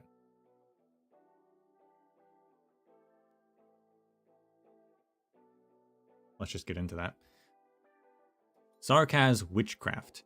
Setting aside the Latonian arts, no other form fascinates humanity as much as Sarcas witchcraft. I'm sure many non-Sarcas grew up hearing tales of witchcraft, its mysteries, its horrors. The stories tell of Sarcas threatening the land with mysterious evil energies which seem to echo our subconscious primal fears. In reality, however, the Sarcas witchcraft that we have been able to study is not significantly different from other Originium arts. Simply more obscure and less well known. Mainly just ritualistic, right? It's just how they perform the arts that really makes it witchcraft, quote unquote. Prejudice and discrimination against the Sarcas extended to the arts that they use. It doesn't help that those rituals involved blood and cannibalism and violence, but yeah. Even affecting research into Sarcas Originium arts, with some institutions going so far as to deny the admittance of Sarcas. From a purely academic point of view, Sarcas witchcraft encompasses a wide range of ancient arts, with numerous branches, sometimes exceedingly complex. At the core of the concept lie certain special arts passed down through specific bloodlines. These lineages of arts differs vastly from the very personalized and random arts familiar to us. It is not yet clear how this inheritance works, so the term witchcraft continues to be widely used to distinguish Sarcas Originium arts from the arts, despite the discriminatory nature of the term. So that is admitting that there is genetic arts. Now he says the other stuff isn't, but there has to be some level, right? Because I'm pretty sure the neurals, a lot of them have similar, the light healing art stuff going on. Margaret's really good at it compared to like Maria, who's not so good at it. But they both have it.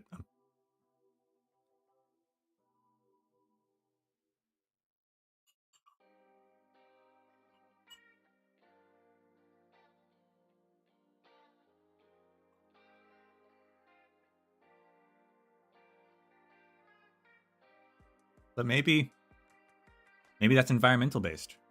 We go back to that theory, right? If they grew up, their environment, the way they were brought up. No, but they're born with it, so they'd have to be pre-environmental. I don't know. Theories.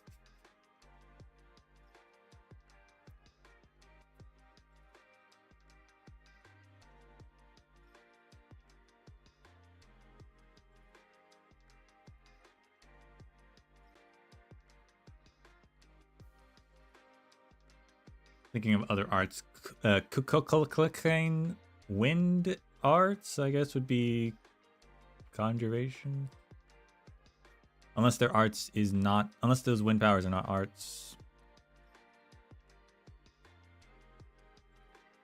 I think they would be. Knights Mora, divination, their shadow, fear, their fear arts. It's more fear than shadow. Their fear arts would be divination, I guess.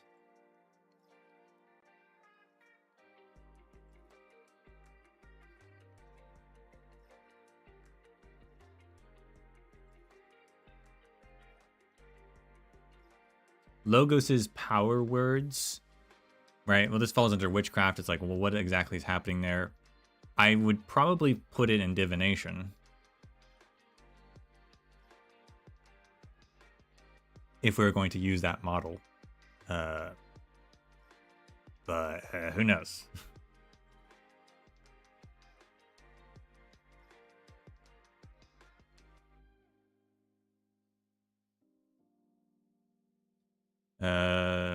Crown Slayer's smoke. I think she uses smoke. That was what was determined in that event. She uses smoke, would be conjuration, I guess.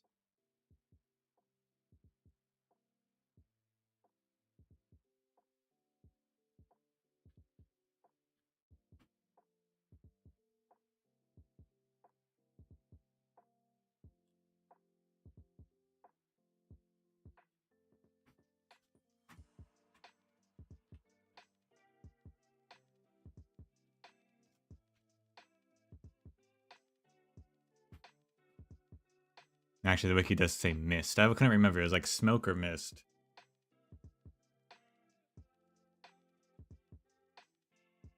Same thing, really. Not really, but close enough.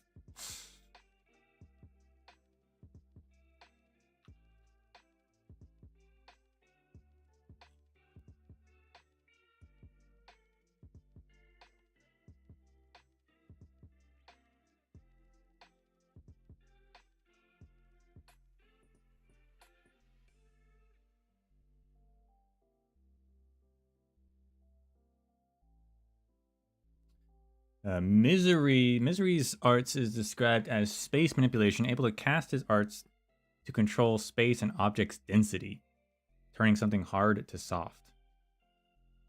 I guess that'd be transmutation. Unless it's dimensional, and that's what they mean by space. Lich's dimensional arts, I mean, I don't know. Where does dimensional come from? Conjuration, I guess, maybe. Hard to say.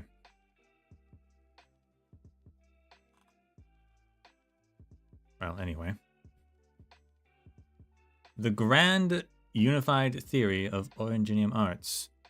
The Grand Unified Theory of Originium Arts emerged at around the same time as the concept of arts itself. When it became clear that the magic and spells of various civilizations across the land shared one common denominator, Originium, perceptions of these phenomena and abilities, once considered occult, changed drastically. This revelation paved the way for systemic study and research into what is now known as Originium arts. Under the influence of pragmatic origins, the Grand Unified Theory of Originium arts eventually became the most influential theory on the topic. It asks a fundamental question. If all arts rely on the same resource, why not study that resource directly? Emphasizing the unified nature of Originium arts, the theory opposes overcomplication of Originium arts categorization, preferring to focus on the feasibility of Originium energy usage in various scenarios. The rise of this theory helped popularize Originium arts throughout Terra. Once considered the exclusive realm of the select few, they are now accessible to virtually everyone with proper training.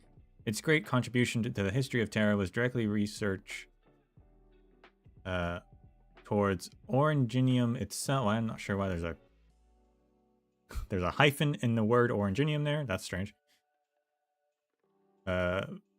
Its greater contribution to the history of Terra was directing research toward Originium itself, thereby ushering in the Originium Industrial Age.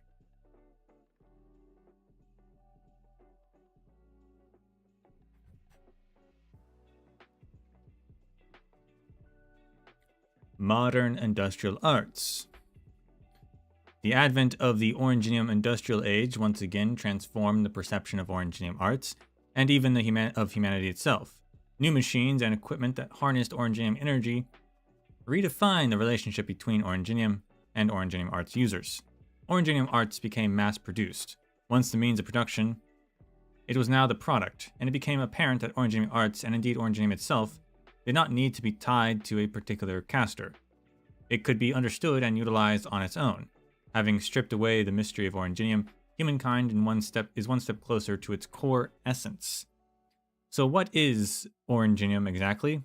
Has Originium shaped the history of humanity, or has humanity shaped Originium with our own hands, and in the process shaped the Terra we see today? Discourse on such questions began to take place on an unprecedented scale, continuing to this very day. Columbian School of Originium Application Theory. The School of Originium Application Theory believes in systemic analysis and interpretation of Originium arts using modern technology on the basis of the Grand Unified Theory. This school of theory is still undergoing rapid iteration. Its ultimate goal is to bridge the gap between individual arts assimilation capabilities through technology. Interesting.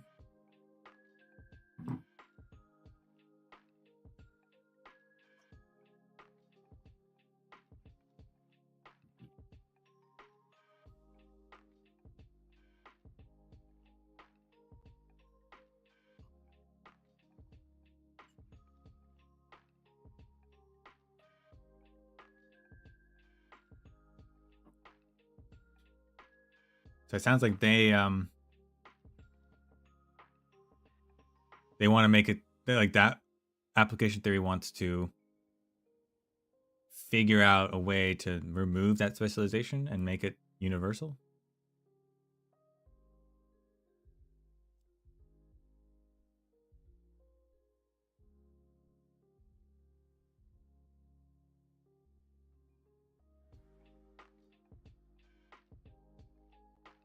And now, chapter 1.3, Catastrophe.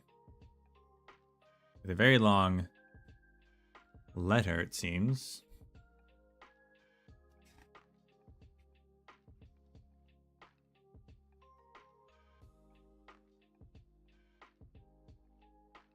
To the Honorable Baron Coriolis. I am writing in response to your request for a description of the verdict day that I witnessed. First, let me express my sincere gratitude. A record of such an important incident by your honored hand will undoubtedly be of great significance to future generations. The catastrophe took the lives of many friends and destroyed Flavia, the most important city on the Victoria-Sargon route at the time. It is an honor to contribute to its rebuilding in my own humble way. The date was August the 13th. I had finished surveying an outdoor Originium deposit and spent the rest of the day at a traveler's camp less than a day's journey from Flavia. The skies began to darken at around 3 in the post-meridian, and black clouds soon filled the sky. Summer showers were not uncommon, so no one thought too much of it at first. The first thing we saw was lightning. Then a deafening thunder came, but distance and low elevation of the camp prevented me from making an accurate estimation on the exact time that the catastrophe hit Flavia. Leaving the campsite, which was built from a natural cave, we saw that an oval-shaped cumulus cloud had formed in the skies above Flavia on the horizon, swelling and swirling, almost touching the horizon itself. Several bolts of lightning seemed to have struck the earth, and thunder rumbled continuously in the distance. The air became obscured. Floating rocks and particles drew nearer and nearer, as did the lightning and thunder. Rain carrying massive boulders struck the buildings of Flavia. Roiling cyclones ripped towers from their foundations. The whole city was soon covered in a thick cloud of dust.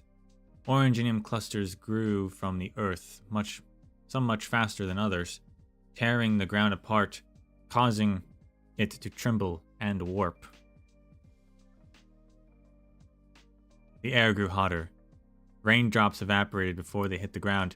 Any vegetation on the ground was either I keep losing my place for some reason. Any vegetation on the ground was either burning or torn apart by the twisting earth. At the camp, we realized that the scale of the catastrophe was rapidly growing. The crystal clusters and dust-filled gales rushed towards us. We ran for our lives in the opposite direction. I took one last look behind me and saw Flavia's stone architecture in complete ruins. I heard explosions, women wailing, and children screaming. People who tripped on the suddenly elevated ground were swallowed by the catastrophe in pursuit. Light was gone from the sky, but it was not clouds that blocked the sun, rather the dust above our heads. I ran as fast as my legs could carry me for several minutes. Only then did I realize that the heat was beginning to fade. Raindrops fell on my head, and the thunder grew less frequent. The tremors became less frequent. I slid down a slope, and when the sound of rocks hitting the ground had completely ceased, I finally mustered the courage to climb back up and survey the path I had taken. It was the most horrifying sight I'd ever seen. A tremendous Originium crystal impaled the camp. The rugged earth was cracked and broken.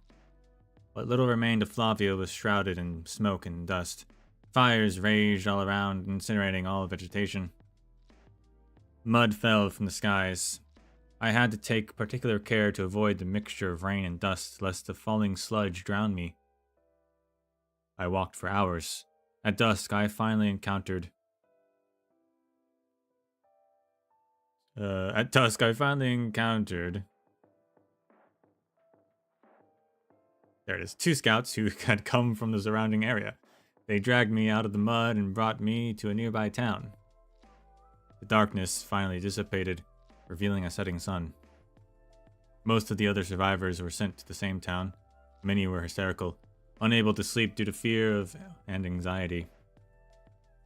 Those who could sleep often woke in the middle of the night screaming.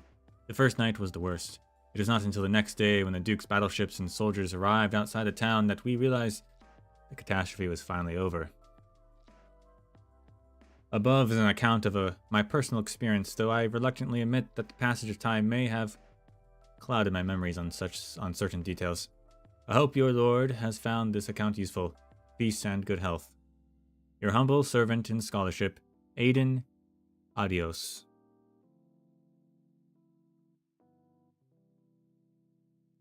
Very nice. I wonder how rocks fall from the sky.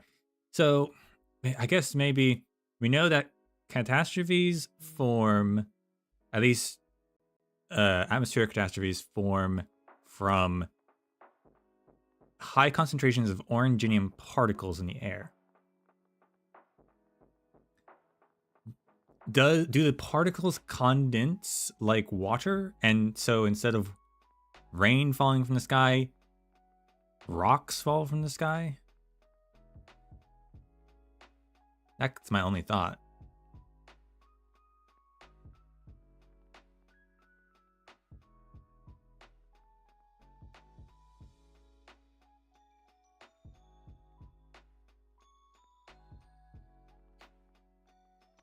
Which would make sense, because then the crystals would fall to the ground. So I guess the dust Originium activates, turns into dust. Dust collects in the sky, condensates, falls back down. Like, it has its own water cycle, pretty much. Maybe they'll talk about that more, but that seems to be what happens.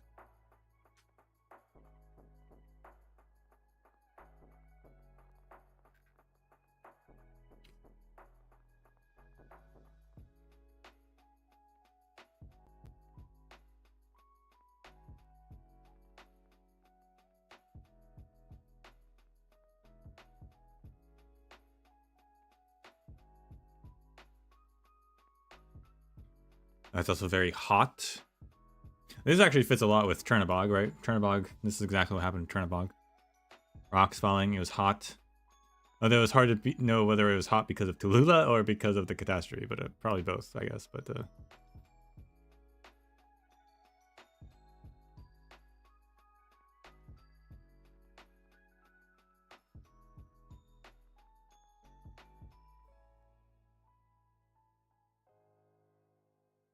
rocks started floating, which is interesting.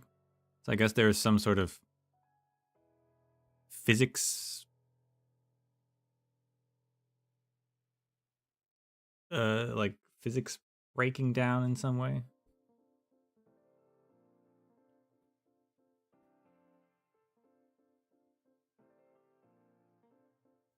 Very nice. Very neat little letter.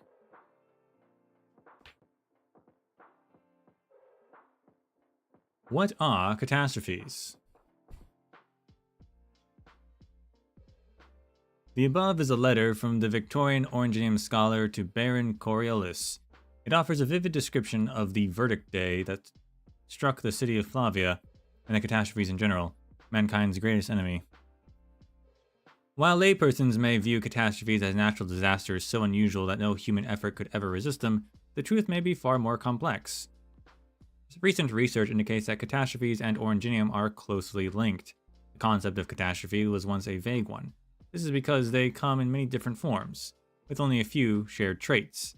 Observation by catastrophe messengers has allowed scholars to determine the characteristics of catastrophes in the modern sense. They include strong winds, heavy snowfall and rainfall, extreme heat, and even meteors. Secondary natural phenomena caused by Originium are also considered catastrophes. This includes the volcanic activity near Siesta and the seismic activity that is often observed around Originium veins, While these phenomena are localized, they are considered catastrophes due to their association with Originium.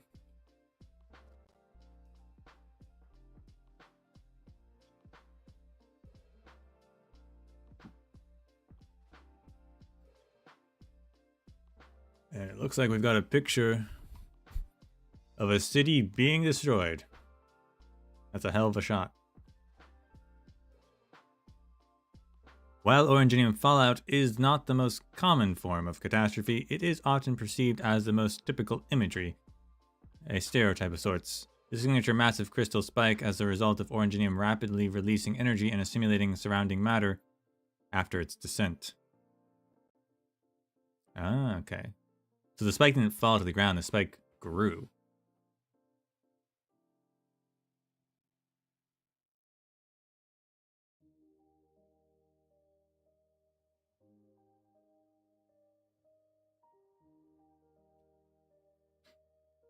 But there are still rocks that fall.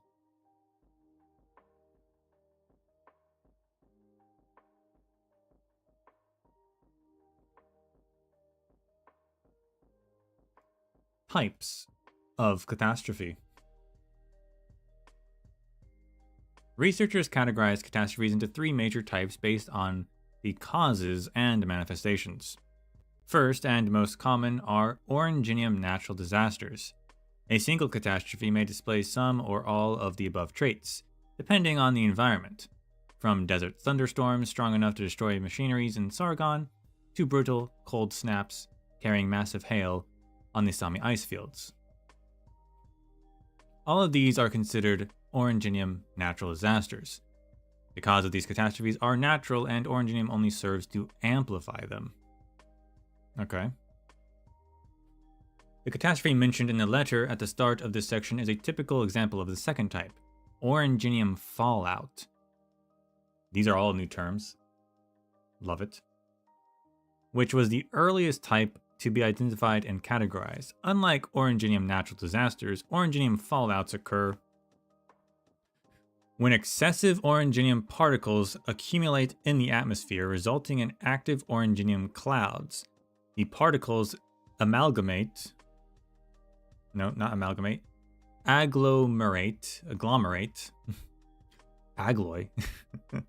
agglomerate and fall from the sky once they reach a certain scale. Yeah, so they do condense, yeah. Upon impact with the ground, the energy within is unleashed, creating massive Originium formations with incredible destructive power. The third type is even more unusual, and is believed to be the result of an artificially created accumulation of Originium. It typically manifests as large-scale earthquakes that devastate local lives and buildings, while Originium releasing its energy on a tremendous scale creates strange energy fields, resulting in unusual phenomenon, such as abnormal gravity, there you go, and cognitive interference, interesting. Of course, for the ordinary folk, who are neither catastrophe messengers nor scholars, any act of nature that destroys one's home is a catastrophe.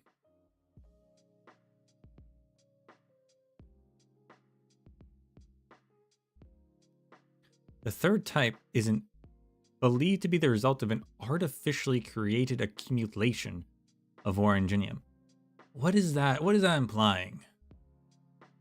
Typically manifests as large-scale earthquakes.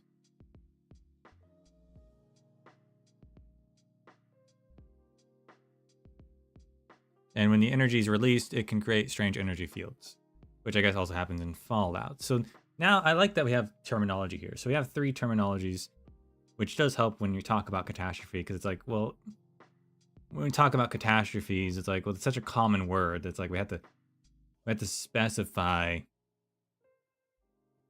well,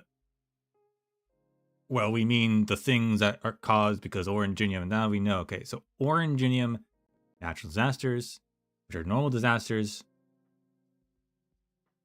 enhanced by Originium. Originium fallout, which is like the catastrophe that we usually are talking about. And then whatever this third type is, which is just an earthquake, I guess.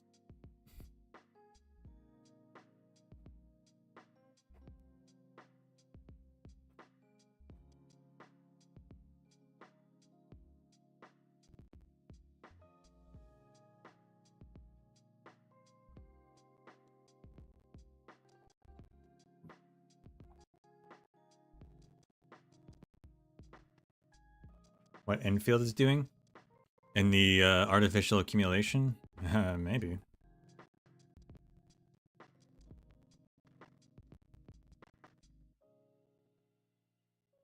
They did say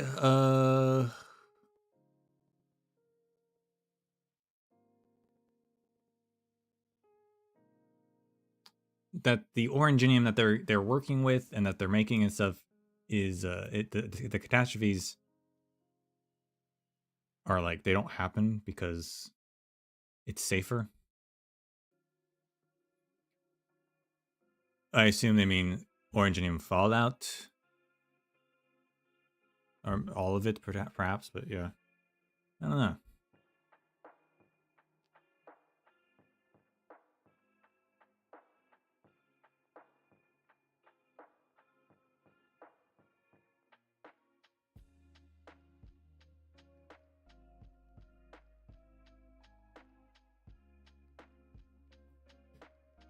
Cannonade on Catastrophe.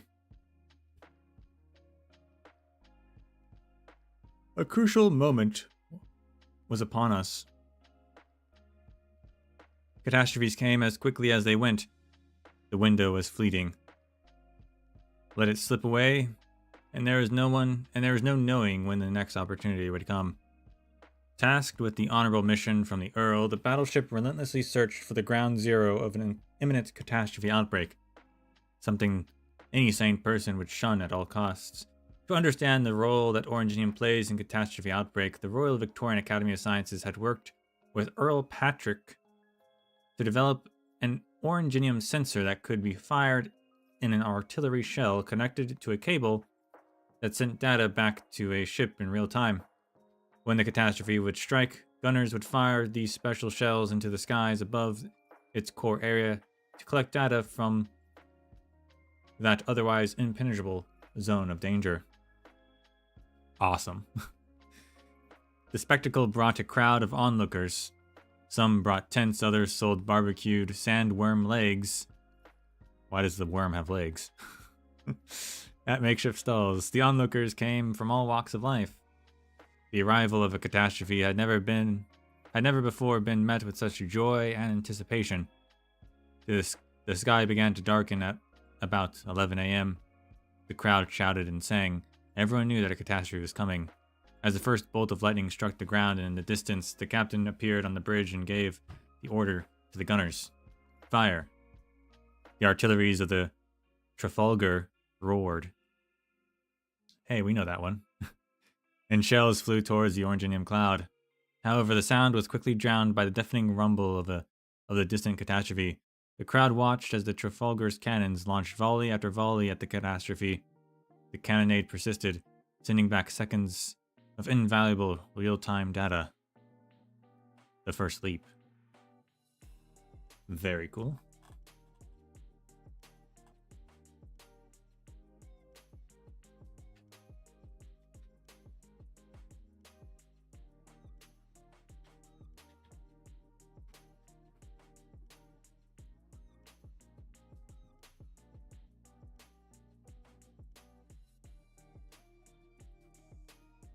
I think they've talked about. I think they've mentioned the Trafalgar before, or maybe I'm just like I know that name, and so that's what's. But I feel like they've mentioned that one.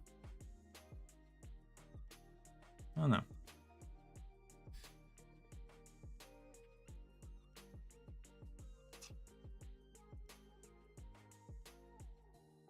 Catastrophe studies. With the exception of Yerig, every civilization on Terra has been plunged into a dark age on account of catastrophe. It would not be a stretch to suggest that all civilizations had been shaped by catastrophe one way or the other. In the early days of catastrophe studies, catastrophes were seen as simple natural phenomena. As our knowledge and understanding grew, scholars were no longer bound to the archaic idea that catastrophes were natural and immutable. Eventually, those who sought to understand the nature of catastrophe turned their attention to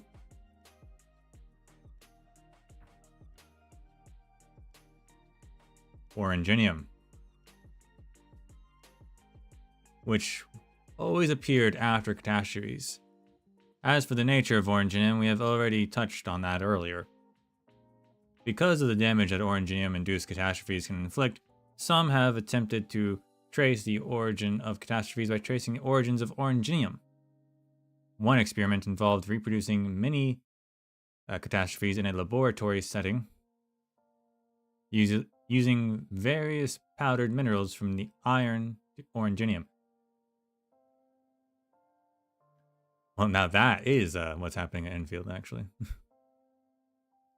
Having triggered an explosion, Originium appeared to be the most unusual of the materials tested, but the experiment was unable to determine whether Originium was the fundamental source of catastrophe.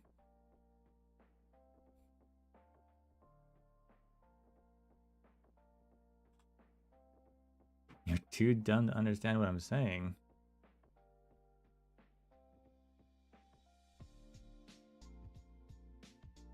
Well, that's the point of books, isn't it?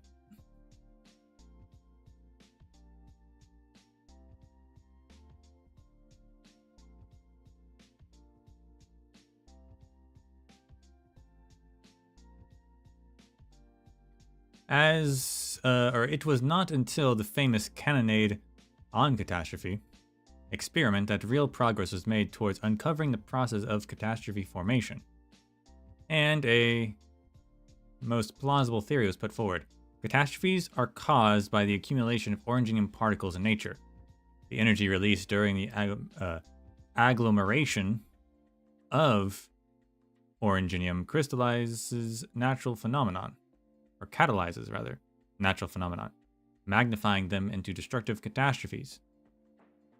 Further analysis indicates that agglomerated active Originium particles can cause powerful electrical discharges in the air.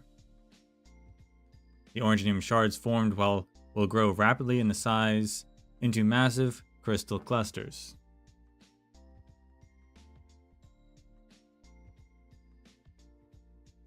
That checks out for the lightning.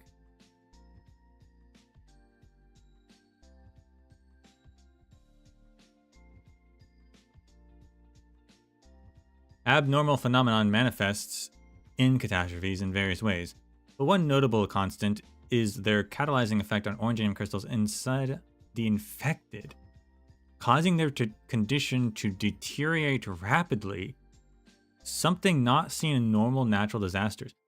What?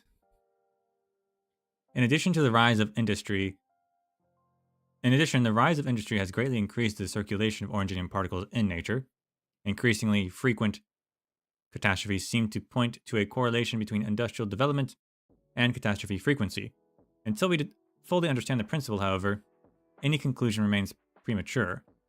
There is still a long way to go until we fully unveil the truth of catastrophes.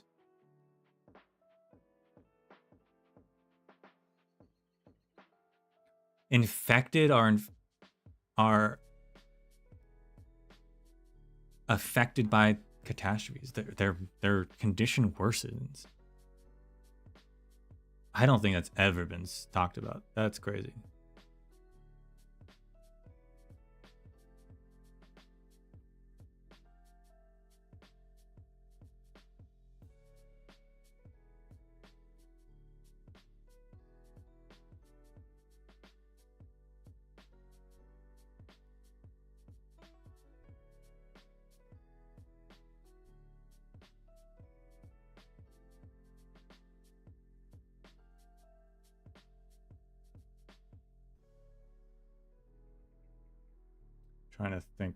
Trying to fix something real quick,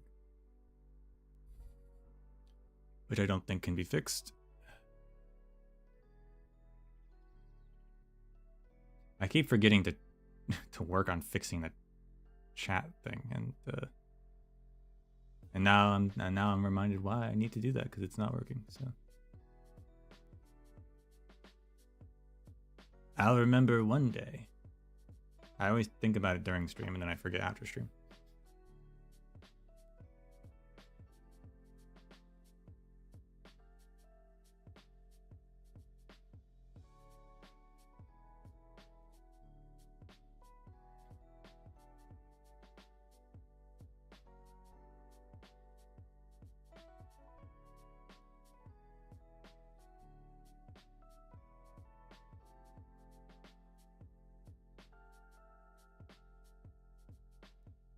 So we have a little thing, a day in Kalawalwerki, which is, of course, the capital of Gajimersh.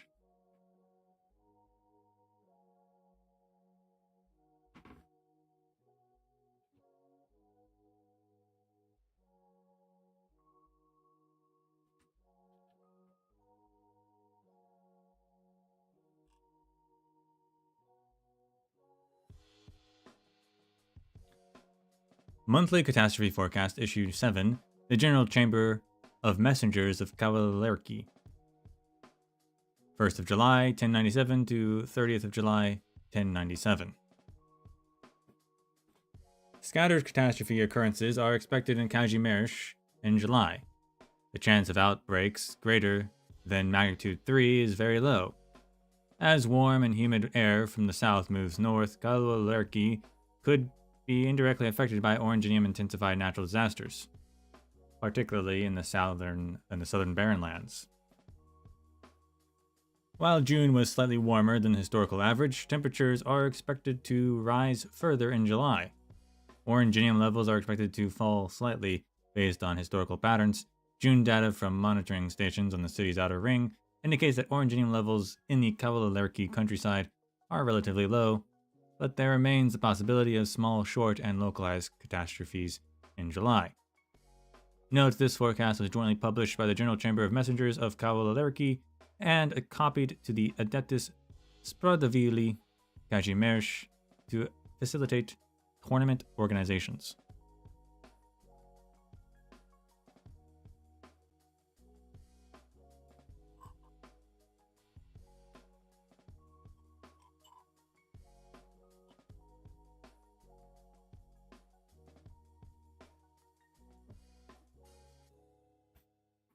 Catastrophe response.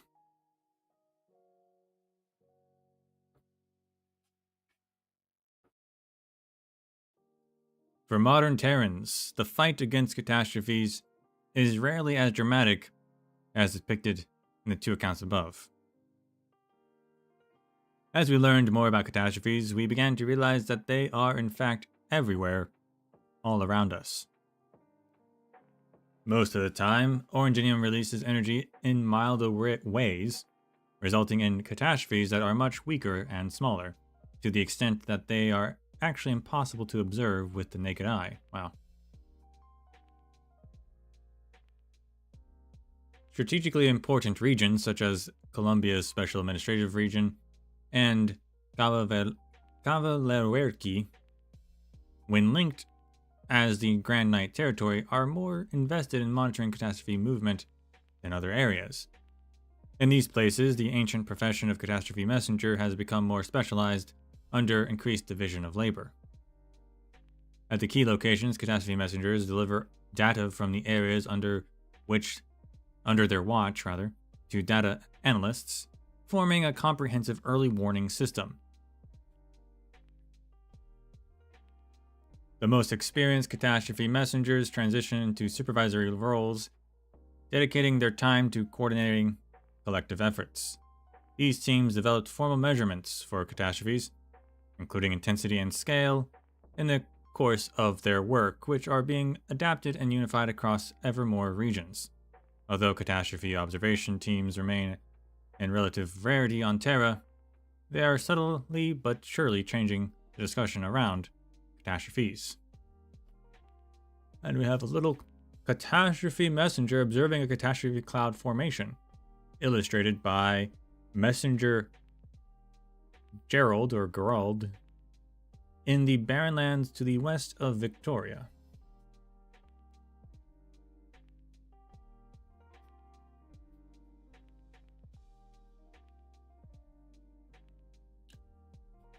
Very small conclusion.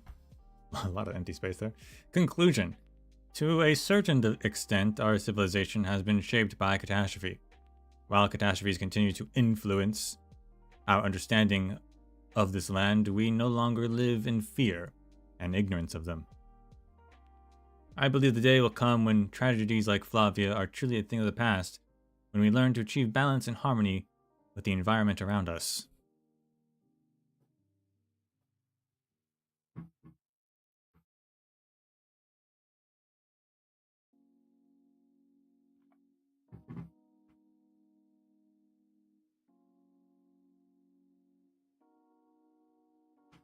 And then we get a whole section on catastrophe messengers as a subsection, 1.3.1. But a whole section on just catastrophe messengers. Ain't that swell?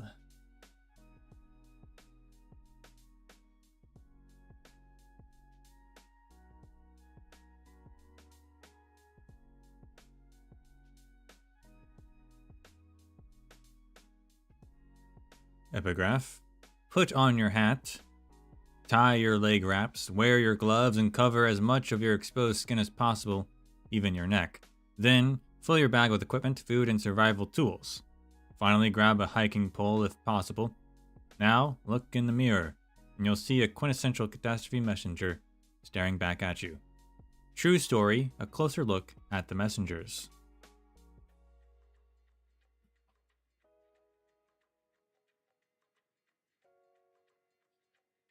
It is not unusual to encounter travelers crossing the barren lands on foot.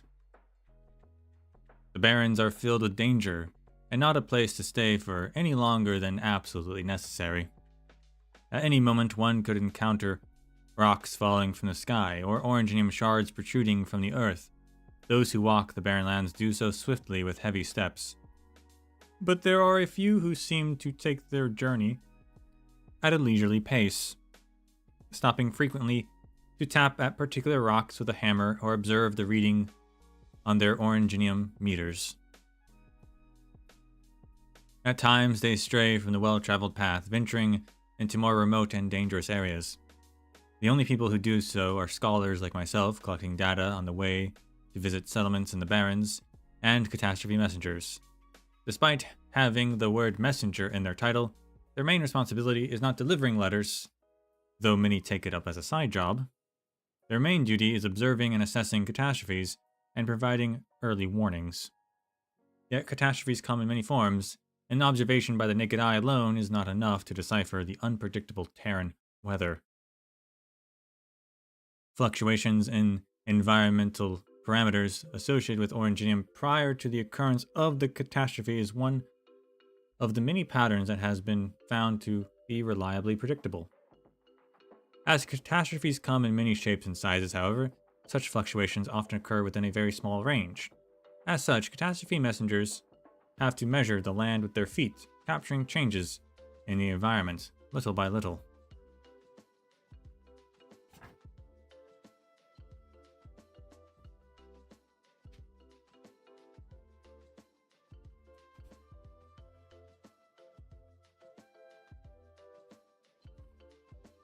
Catastrophe messengers are often seen in the barren lands near nomadic cities and other settlements, in the employ of local governments and other organizations.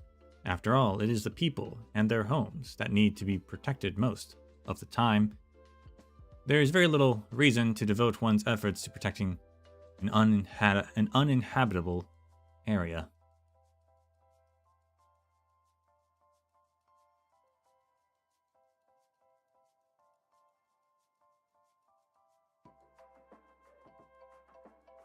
An oath to civilization. Catastrophe messengers have been active long before the advent of the first nomadic city, even before the concept of occupations. Those who perform the functions of a catastrophe messenger, providing warnings to those in power, had been an indispensable part of any Terran civilization. Archaeology research suggests that our predecessors, whether noble or peasant, elder, ancient, or Sarcas, were compelled to remain perpetually mobile to evade the devastation from catastrophes. After centuries of nomadic migration, ancient civilizations discovered the basic patterns of catastrophes and appointed the task of tracking and observing catastrophes to those with the most aptitude for doing so, the precursors of modern catastrophe messengers. In time, the profession of catastrophe messenger gradually became one distinct from all others, and an indispensable prerequisite for modern Terran civilization. Without catastrophe messengers, it would be impossible to determine the right place to build a nomadic city, or for nomadic cities to navigate safely. From the Lord Zamir of Sargon's jungles, to the Kurfürsten of Laitania and their lofty spires, the powerful continue to rely on catastrophe messengers to guide their paths. As the means to observe catastrophes evolved with the times, the social status of the catastrophe messengers also evolved from priest and court advisor to a profession accessible to the common citizen. Today, becoming a catastrophe messenger is no longer about talent and ancient knowledge passed down verbally, but systematic training and education, the result of government and corporate investment.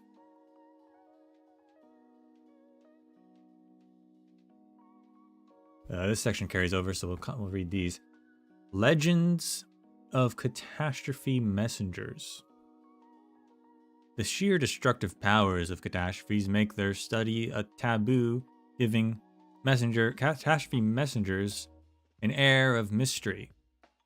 In legends and stories, catastrophe messengers are often depicted as bringers of ill news, the harbingers of curses and misfortune. An ancient Sargonian fable serves as an interesting example. A black-clad Liberi catastrophe messenger warned a Padishah that a catastrophe was coming. The Padishah had just migrated from elsewhere and did not want to believe that the same thing could befall him again. He threw the catastrophe messenger out in anger, against the advice of his ministers. 3 days later, a catastrophe descended from the skies, leveling the Padishah's palace. Well, he's just an idiot.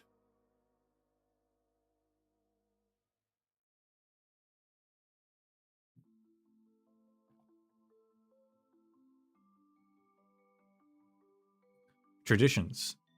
The job of a catastrophe messenger has been an important one over the course of history, and many regions have their own ancient traditions and rituals passed down through the generations. In some regions of Victoria, a prospective catastrophe messenger must take the following oath. I vow to speak only the truth, commit no evil, and uphold my duties with unwavering integrity for every catastrophe that may cross my path. I swear that predicting catastrophes shall be my foremost and sole duty, no matter the circumstance. I shall speak with honesty and candor regardless of pressure, hindrance, or threat.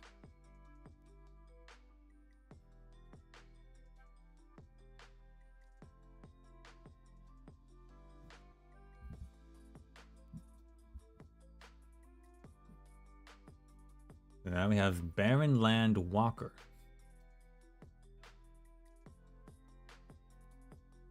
I have shared many a campfire with catastrophe messengers.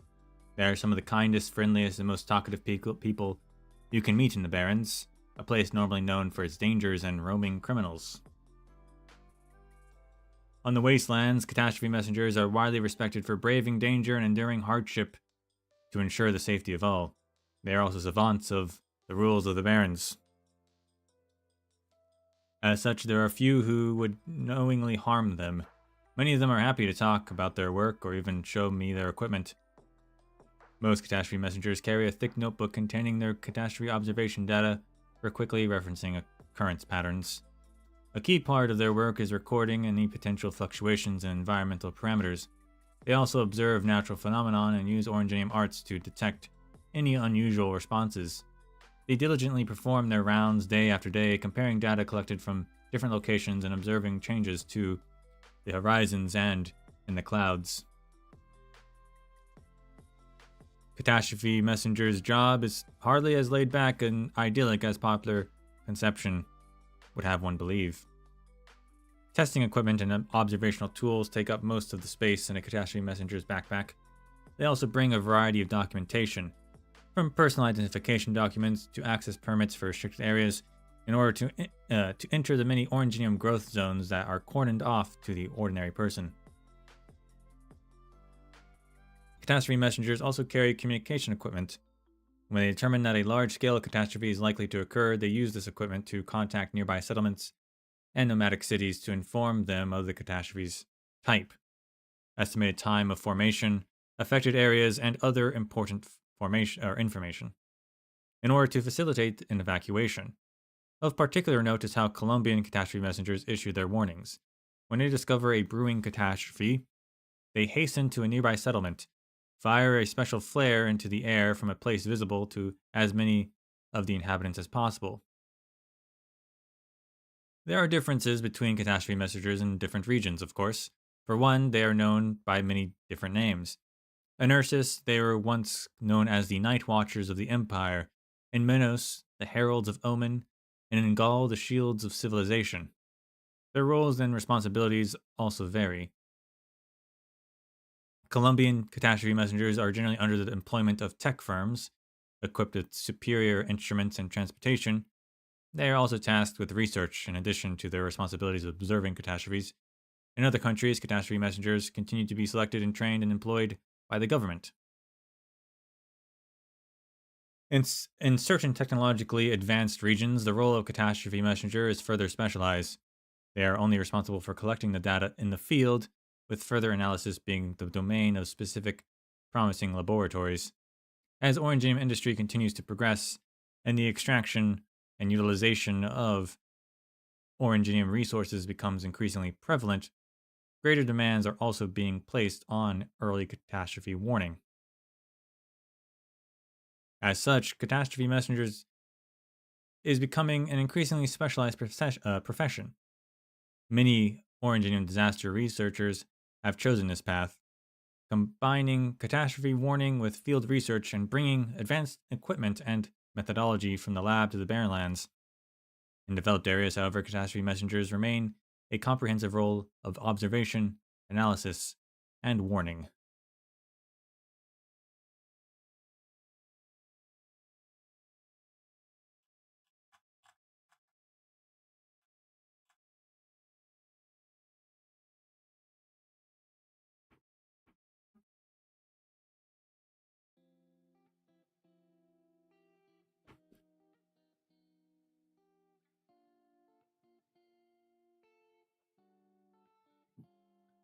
A lot of detail for these catastrophe messengers.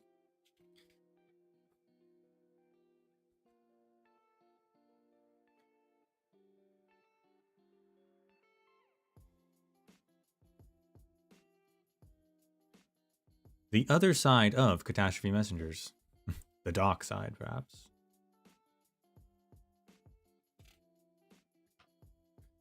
Catastrophe messengers may be civilization's first line of defense, but they are not the prophets some myths claim. Though they are bound by professional code, catastrophe messengers can still make mistakes and may even intentionally commit crimes. The former is understandable given the many unknowns surrounding catastrophes. However, the latter is strictly prohibited across all territories. Whether intentional or not, however, any misstep or malice by catastrophe messenger can mean the loss of countless lives and a tough stain on the entire profession.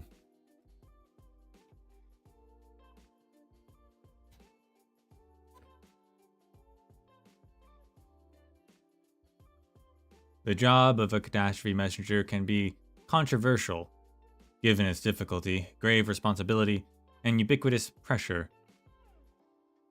For their part, catastrophe messengers have plenty of complaints about their work to share with when they find a willing listener, as I have discovered on more than one occasion.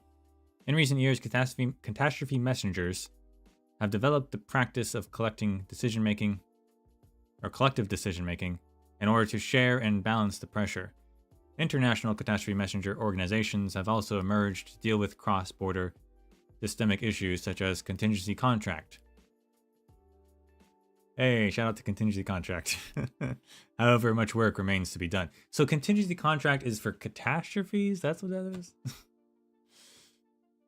Conclusion. Perhaps there will come a day when we can predict catastrophes without requiring individuals to risk their lives, venture into peril, and leave their families behind. However, a quote from the Kajimerian catastrophe messenger might offer a different perspective. If this job didn't take me to a dangerous place, I might not have taken it in the first place. Perhaps for some of us, it is the thrill that makes it worthwhile. It was mentioned when you first unlock CC. Yeah, but that was 6 years ago. I don't remember.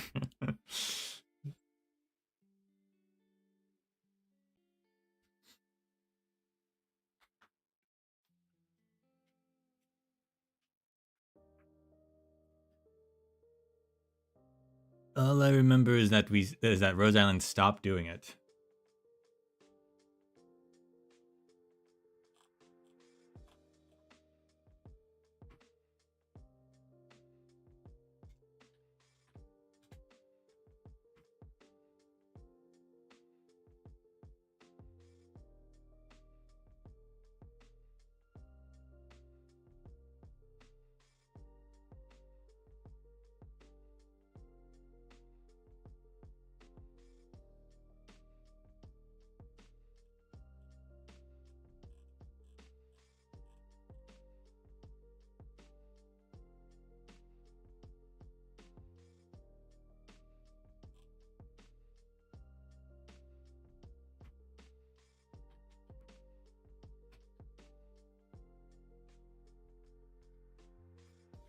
Doesn't even mention it on the wiki, to be honest.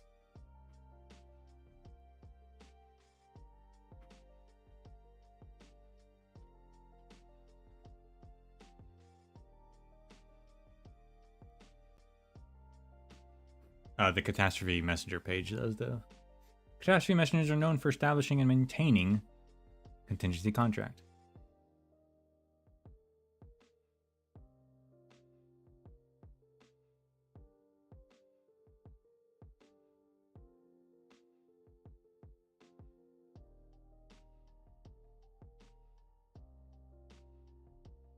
But actually, it's just a contract system.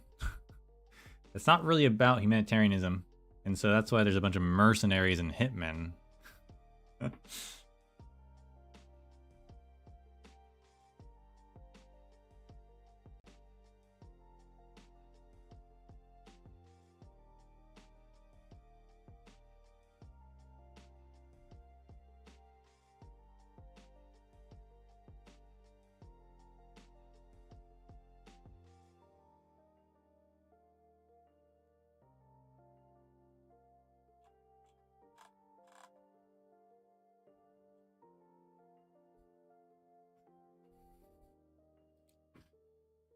Chapter 1.4. What are we looking at lengthwise for this? That is the last of chapter 1, so we should try and finish it, perhaps.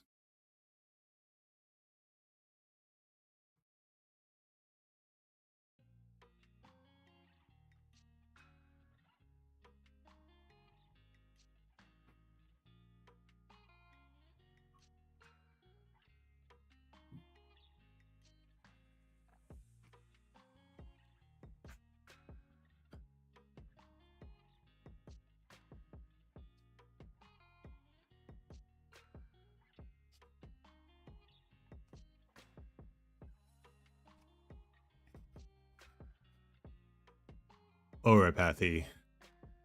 Most people consider an oripathy diagnosis to be a death sentence, but I would argue that the physical pain, social ostracization, and mental stress that the condition brings are even worse than death. Anonymous Victorian doctor.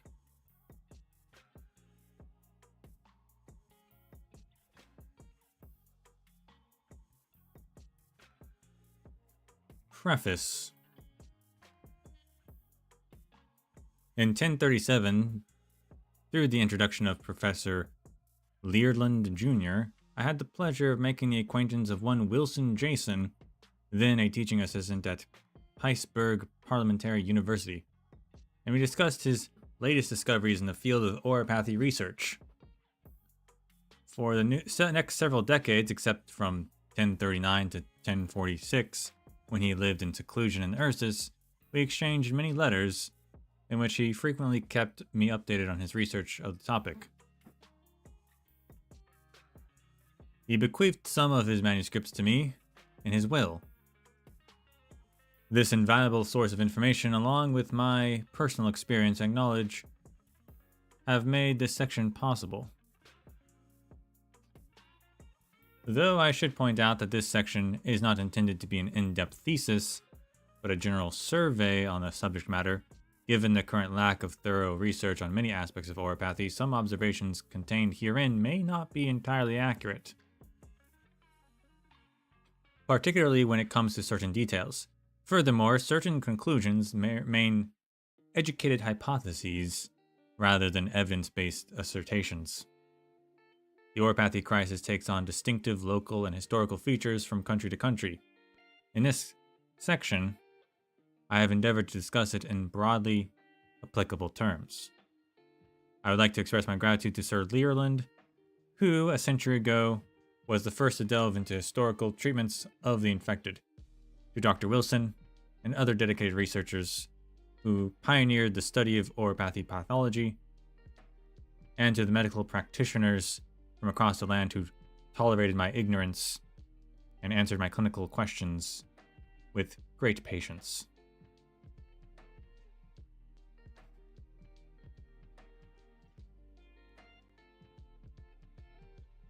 Part 1, Oripathy Overview.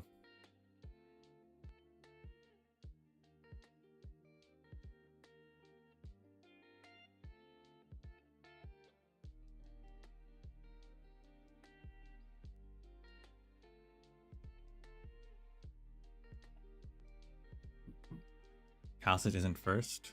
No, Calcit only became a doctor in her most current iteration, thanks to Teresa. Previous one was a warrior. One before that was, I don't know.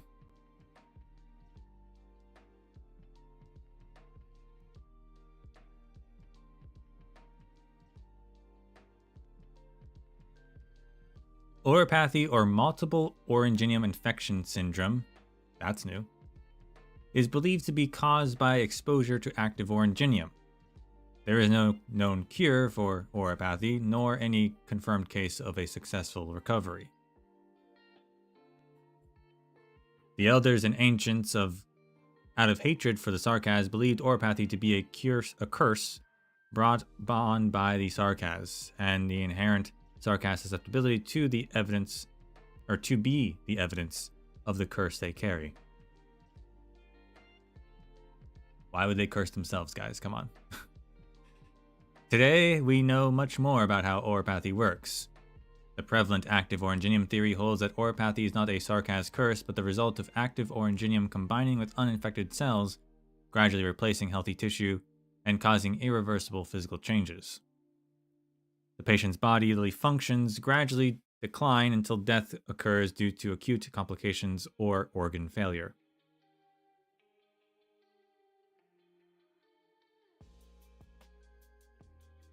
Dr. Wilson's famous bird and beast oripathic experiment offers strong evidence for this theory.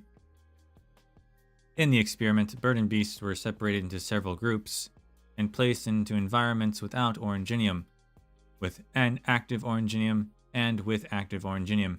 Comparisons between the experimental and control groups demonstrated a clear relationship between Oripathy and the amount of active Originium in the environment. The Originium diagnosis standard is in use to this day. Was derived from observation of external crystal formations and bird and beast autopsy results from the subsequent bird and beast autopsic experiment.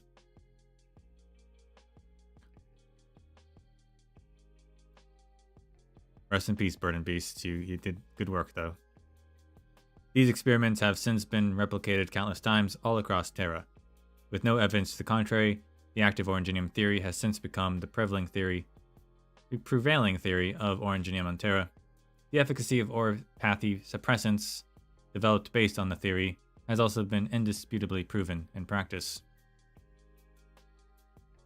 To investigate potential overlooked cases of Oripathy recovery, I examined records from numerous countries for evidence. The most credible data comes from the 6th Tribunal of the Lateran Curia. According to Lateran law, citizens afflicted with Oripathy must leave Laterano, but they may maintain their citizenship. In theory, A citizen who fully recovers would be permitted to return to Laterano. However, in a country known for its comprehensive census and universal healthcare, there is no record of any Lateran citizen making a full recovery from Oripathy.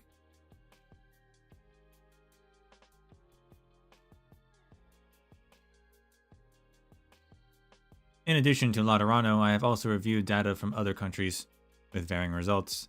There were reports of recovery in certain areas of Victoria, but further investigation revealed a telltale pattern. Before the invention of angiographic diagnosis by Latanian researchers in the 1040s, recovery reports were fairly common. This trend became even more prevalent during the industry era. I can read. Industry boom era. Such reports quickly declined as more advanced diagnostic methods emerged. Yeah, I remember there was at least one event where they had people who were like, yeah, no, we've recovered. I think it was in like Victoria or Litania or something.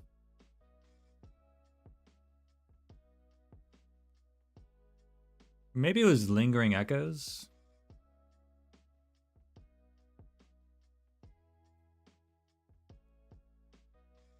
Was that Hibiscus like B plot maybe? I think it was actually, yeah. So that was like Tanya.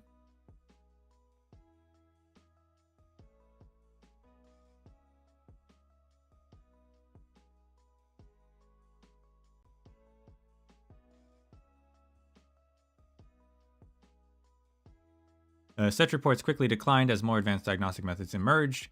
When angiographic diagnosis became mandatory for Oripathy assessment, they virtually disappeared.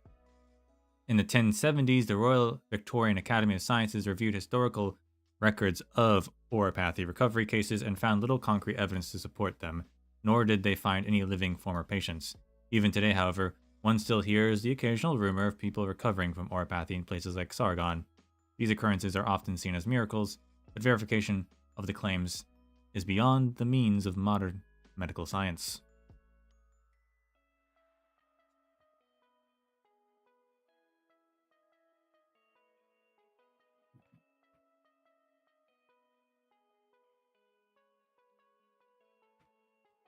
And here we have a child receiving treatment for Oripathy at Rose Island.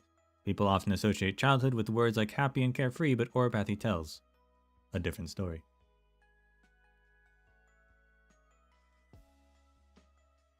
Hierda's here now? I don't think she's curing people. Their faces are like rhombuses now. I don't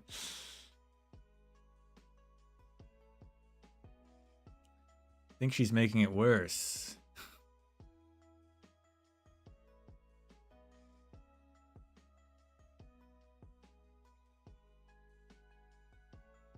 Part 2, Oripathy Transmission. The active Originium theory holds that close contact with active Originium is the primary cause of Oripathy, including but not limited to catastrophes, mining, industrial pollution, accidental contact, and disintegration of Oripathy sufferers. Contrary to popular belief, Oripathy infection requires Originium in the active state, i.e. actively releasing the energy that it contains. Intake of inactive Originium is very unlikely to result in Oripathy.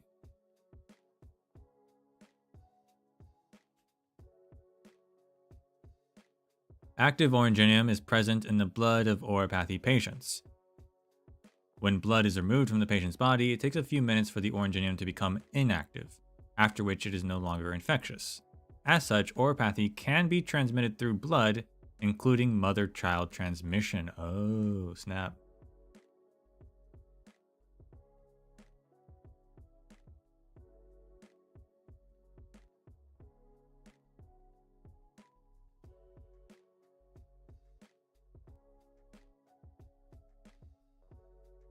For example, doctors at Londinium clinics told me that about patients who contracted Oripathy by sharing needles with an undiagnosed early-stage Oripathy sufferer.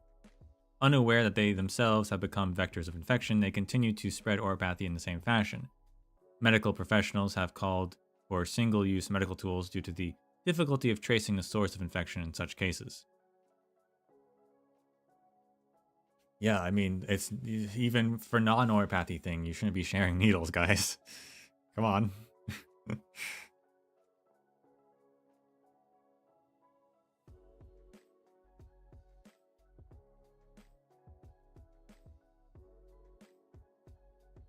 Of all the transmission methods, none are more dramatic than catastrophe. A catastrophe outbreak leads to tremendous quantities of active Originium particles falling from the sky, affecting people in a large area. This is even more insidious because Originium particles are colorless and odorless until atmospheric concentrations reach a certain level. Once on the plains of Ursus, I had followed a catastrophe messenger on a rescue mission to a nomadic city plate that had malfunctioned and was subsequently caught in the wake of catastrophe. Due to high Originium particle concentration levels, rescue teams were unable to enter the crystal-filled scene until 3 days had elapsed from the catastrophe. Rescuers discovered that even survivors who had taken refuge in the lower levels of the plate had mostly contracted Oripathy of varying severity.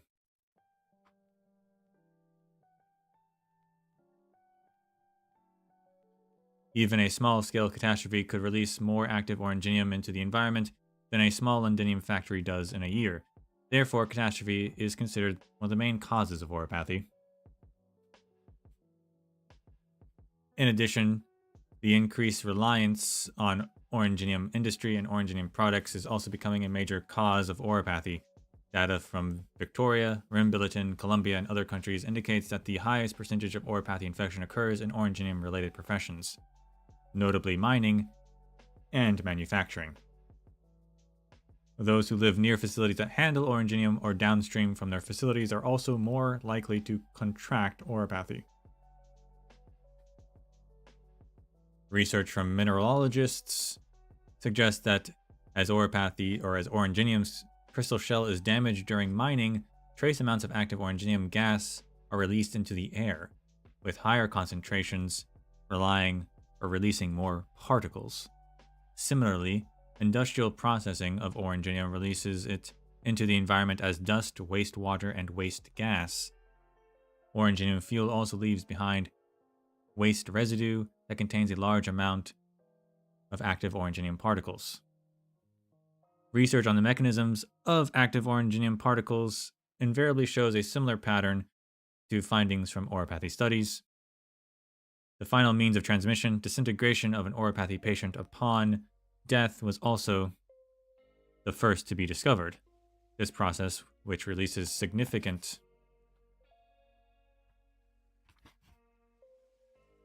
amounts of active Originium, is the fundamental reason why Oripathy sufferers are shunned by the general population and why Oripathy is so feared.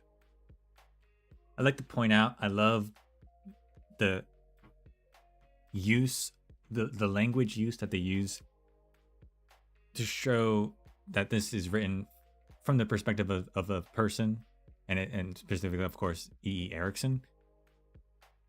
He calls people with Oripathy sufferers. He does not use infected, which is a common term, but definitely has a negative connotation, right? So there's this switch in the usage of that of terminology there shows that gives the character influence in the writing, which is really cool.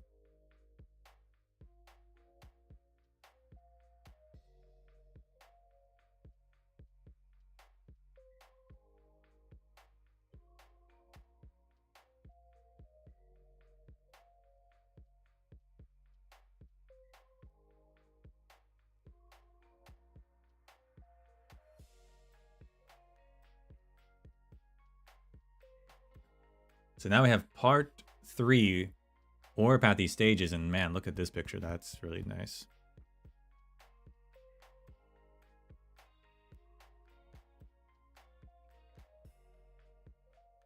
Based on the experience of physicians across Terra, I have categorized the progression of Oripathy into 3 stages.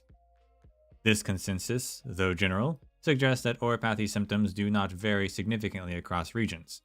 Stage 1, or early stage infection, rarely demonstrate overt symptoms. This is where traditional methods are most prone to misdiagnosis, as many patients display little more than a mild fever. This may be an immune system response, as the body attempts to remove Originium from the body. Cases where Oripathy has not yet progressed demonstrates little to no Originium crystal distribution on the surface of the skin. Geographic tests show indistinct outlines of internal organs with faint abnormal shadows.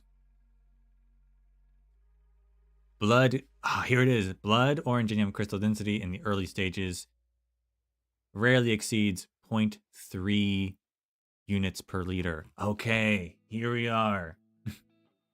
0.3 units per liter is early stage. That does fit with my research.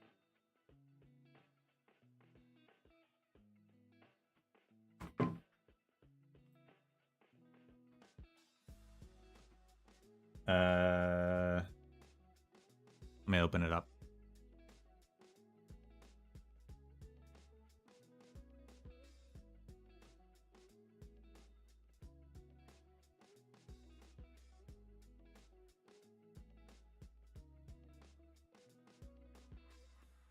I want to remember what I wrote down specifically. I think it was like, yeah, 0.3 is like pretty standard based on character.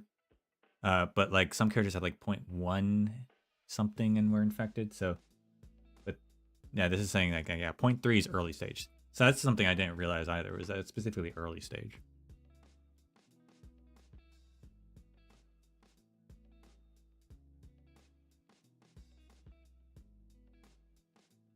So those characters are early stage, thanks to the suppressants.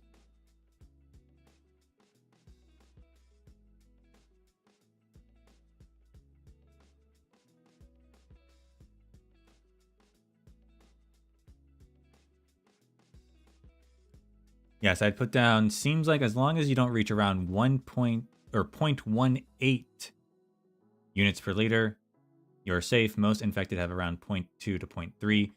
So now we know the 0.3 is specifically early stage. So early stage infected have about 0.3. But yeah, some characters were infected and had 0.18.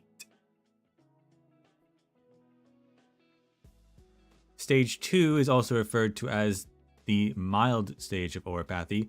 Cell Originium assimilation increases and the patient's condition begins to deteriorate. The most distinct feature of this stage is the emergence of crystal patches on the patient's skin. This stage represents the last opportunity for intervention. Angiographic tests show distinct outlines of internal organs with concentrated abnormal shadows. Blood Originium crystal density in the mid-stage patients rarely exceeds 0.50 units per liter. So this is exceeds, right? So this is not the lower limit, this is the upper limit per stage. So 0.3 is the upper limit per low stage. But it's interesting that low stage doesn't have crystallization on the skin. Right?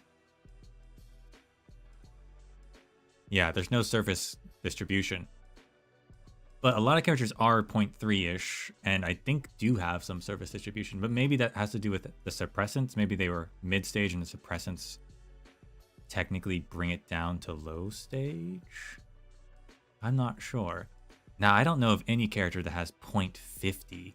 I don't know of any character that has above a 0.30. Like maybe in the 30s, certainly not a 40. I'd have to look at that.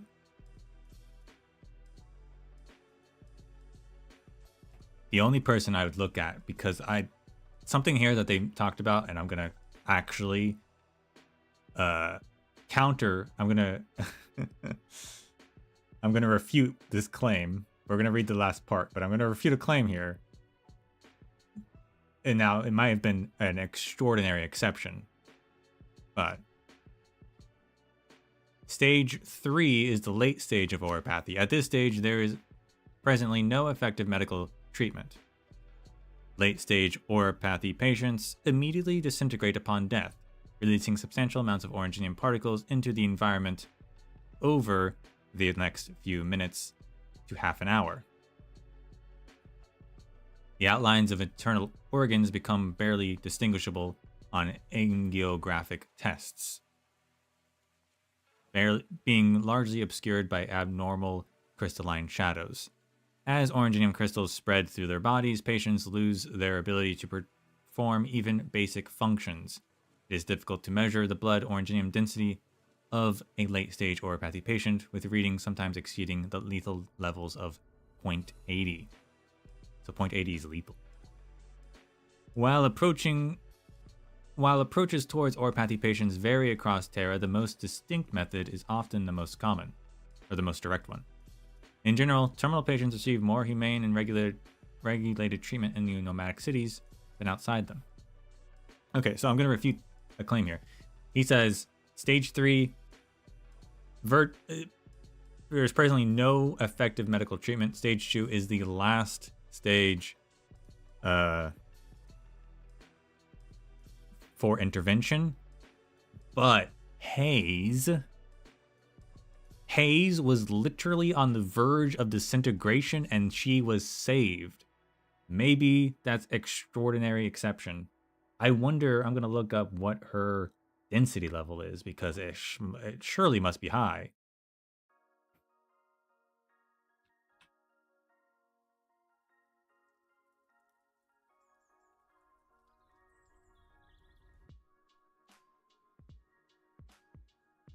It's only 3.6, right?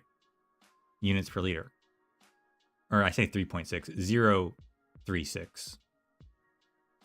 So can the suppressants lower the density level? I don't know if that's ever been talked about. Maybe it will be talked about in treatment area, right? But I mean, in that one story, a light spark in darkness, she was about to die. So, and then I remember when we were reading it, like, it was incredible that they were able to save her. Just like unbelievable. But it does show that it's possible, probably very unlikely, I guess. Unless she wasn't going to die because she was late stage, but I'm pretty sure she would have been late stage. Like, why else would she have been dying then?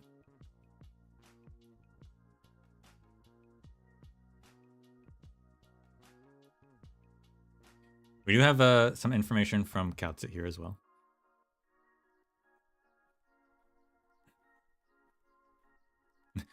Now look at it. Kautsit uses infected.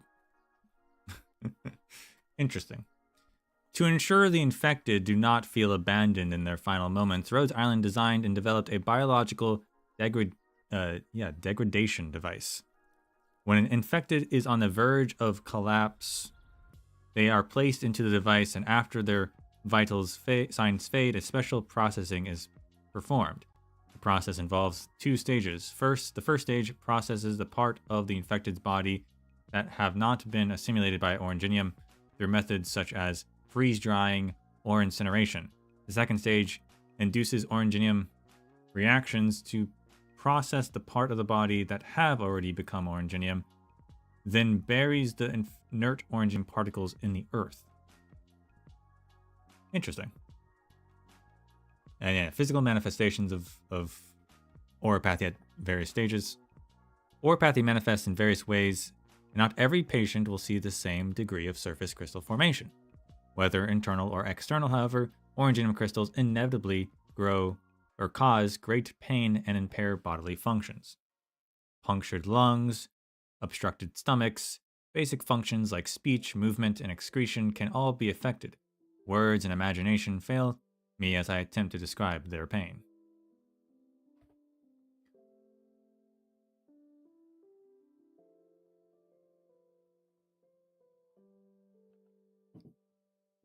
So, we see people stage 2, right? Only people we see stage 3 are like the enemies from like Mephisto. But stage 2, like, we have characters that are stage 2, I would imagine. Although this stage 1 guy has like some look like some skin formations. Maybe. Now it says it exceeds it, right? So it rarely exceeds 0.50 for stage 2. So I guess a stage 2 person could still be 0.30. And haze being 0.36 would indeed be stage 2. Because stage 1 rarely exceeds 30. I guess it says rarely, so I guess it could, but... So haze is definitely like stage 2.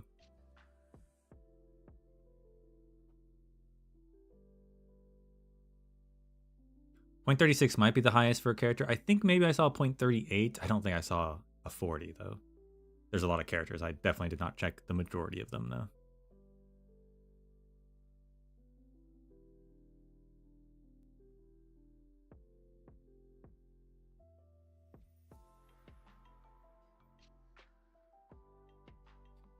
Well, part 4, Oripathy diagnosis and treatment.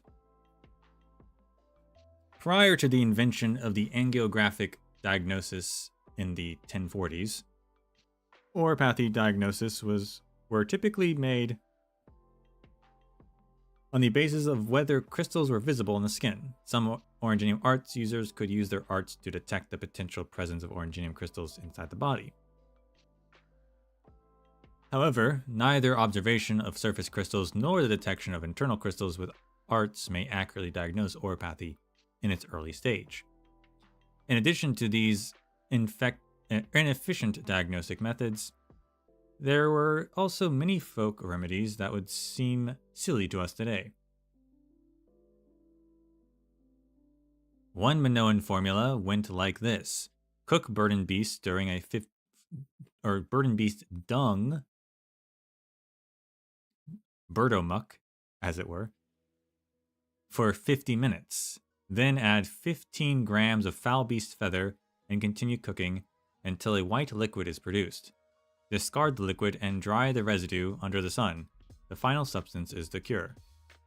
What are you supposed to do with it? I hope you don't eat it.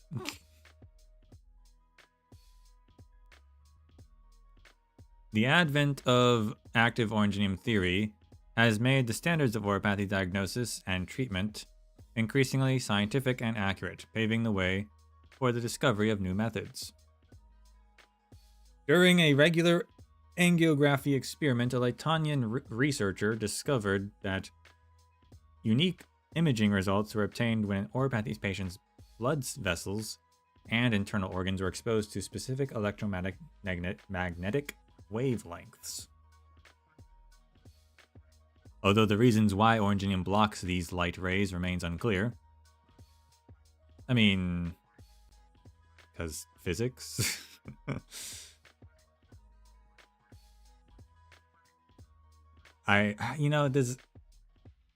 What element is Originium made out of? Or is it its own unique element? I would assume it's probably its own unique element. Every element blocks light ray, different spectrums, right? So it presumably just blocks those ones because it does, right?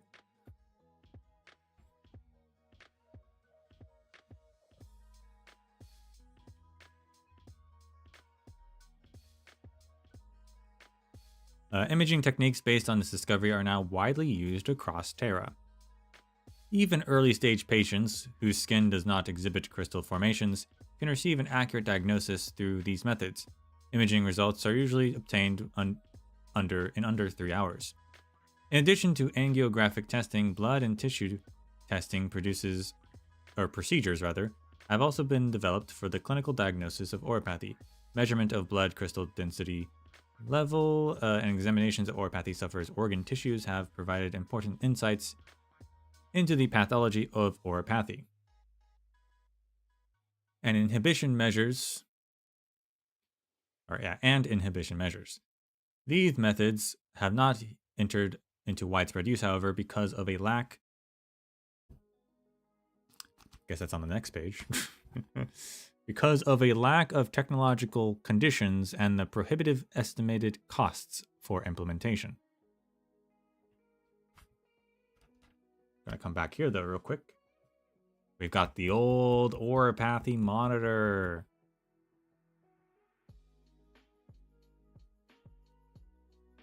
Oripathy detection and angiography devices come in various sizes and can be worn on different body parts, including the leg, arm, wrist, neck, and tail. And I think one person even uses it as like an earring. These devices differ greatly in functionality and usage. The most basic type consists of a simple diode and imaging film. They are single-use but cheap and easy to use, often selling out quickly during factory explosions or infected disintegration events. More advanced types measure key indicators like blood originium crystal density in real time and are designed for patients fortunate enough to receive systemic treatment. However, their costs limit widespread use. Not if you're associated with Rhode Island, that's for sure.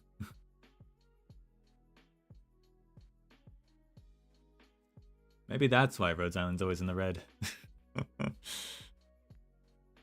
And up here we have, I can't even read that one. What does that say? Ancient methods for diagnosing Oripathy. Ancient Terrans did not understand how Oripathy spread, but they knew that the blood of Oripathy patients caused Originium crystals usable as a medium for arts.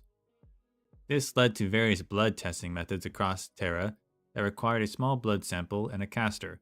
As the caster could use the blood to assist in casting, it indicated the presence of Originium and thus Oripathy. That's actually pretty clever.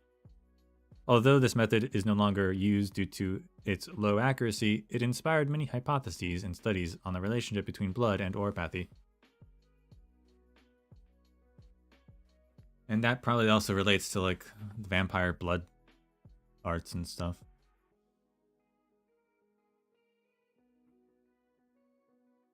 And another thing from Kautsit. These monitoring wristbands are standard issue for all of Rhodes Island operators. They were not developed in-house, but procured from external partner companies. That's actually good. I think I always kind of figured they made it themselves, but then what this said down here, I was like, oh, maybe they don't. And yeah, so they don't actually make it themselves.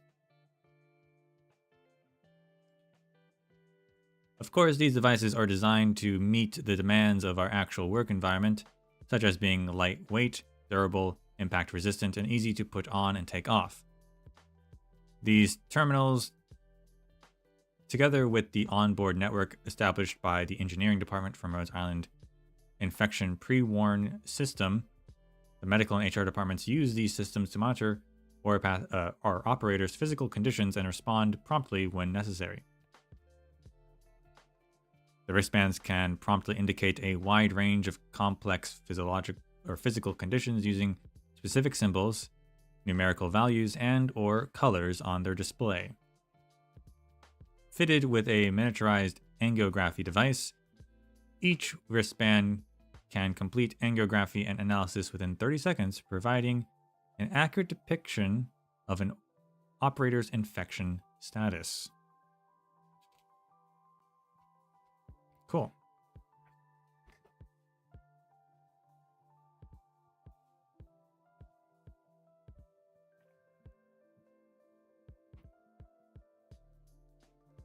So where were we? Oops. In terms of Oripathy treatment, current efforts focus on retarding therapy and reducing the rate of structural bonding between Originium and normal cells.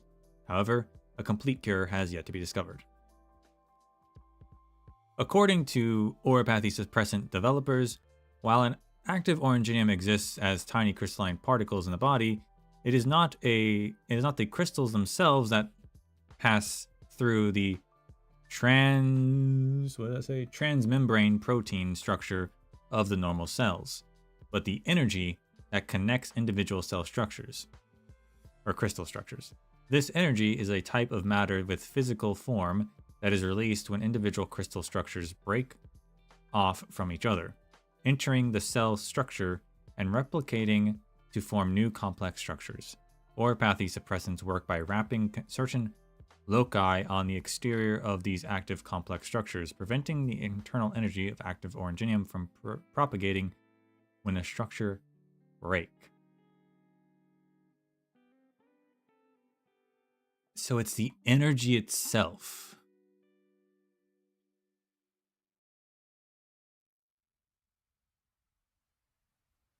Interesting. Which I assume the energy is, I mean, well, Originium was never supposed to do this in the first place, but it's the energy of, I guess, the assimilated universe.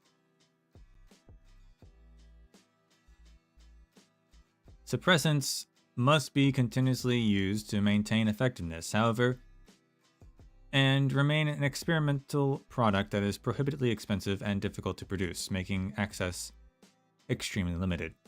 However, it must be noted that the accuracy of this microscopic level explanation remains uncertain, as there is currently no consensus whether the nature or regarding the nature of this so-called energy within academic circles. Nevertheless, the efficacy of suppressants is not in doubt. Another notable point is Rhode Island's affordable suppressants, which have significantly curbed monopolistic overpricing and alleviated the suffering of Oripathy patients in some regions.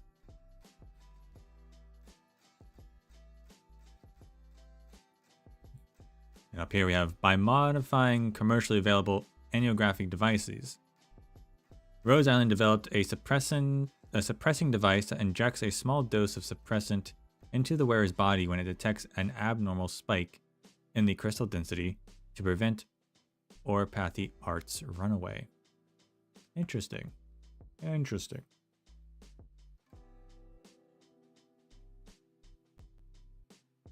So it's got like a little bit of it's kind of like those like insulin injectors.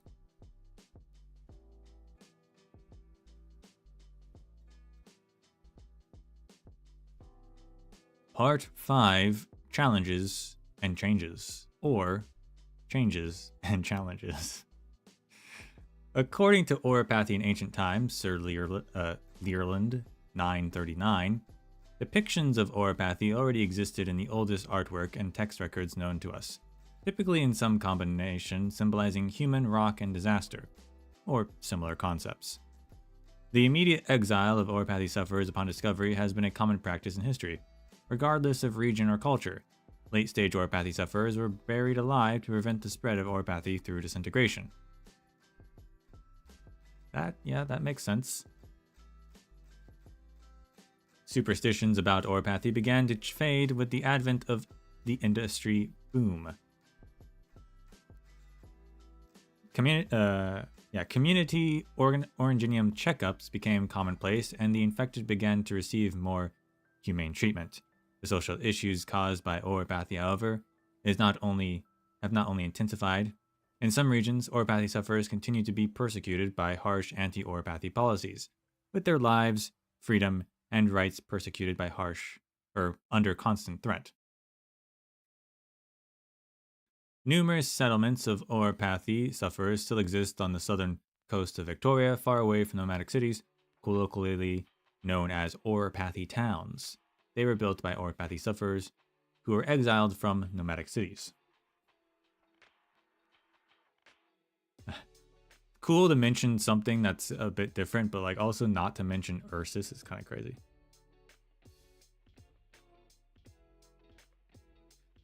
Oripathy treatment involves more than just treating the illness itself.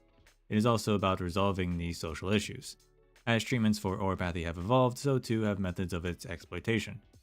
The Originium crystals inside the Oripathy patients' bodies allow them to use Originium arts without training or the aid of an arts unit.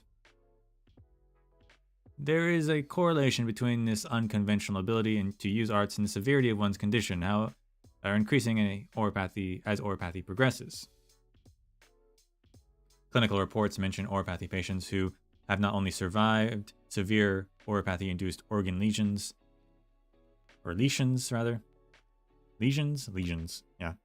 but even gained the ability to use unique arts. Really, really.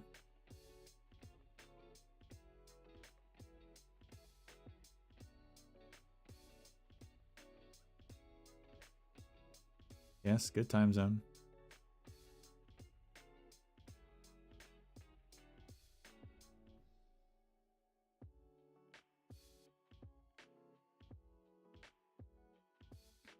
This lucrative yet gray area is often seen as an opportunity by those who are desperate or unscrupulous. Even in Litania, where Originium arts are widespread, Oripathy patients who are untrained do not require heavily regulated arts units to use certain arts, or remain unregulated, are viewed as threats to social order. The risk of spreading Oripathy upon death and disintegration eliminates the possibility of infected living with uninfected.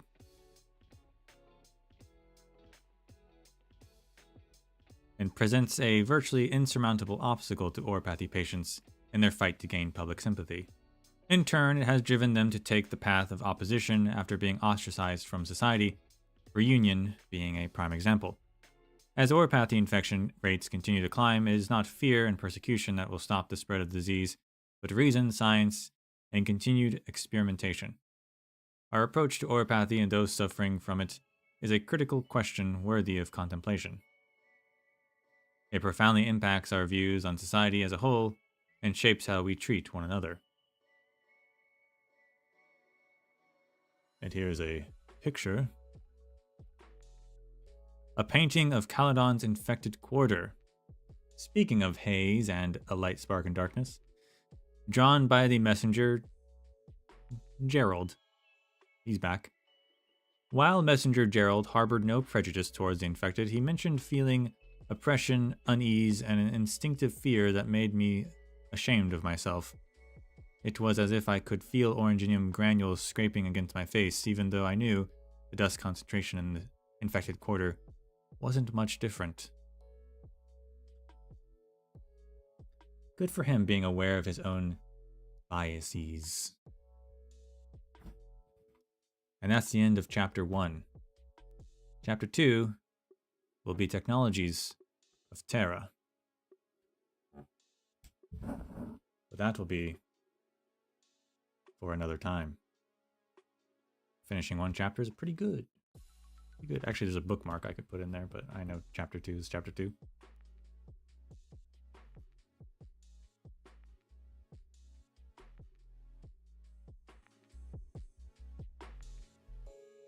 A lot of good stuff already just from the Originium things. My reputation though, it's not wrong, but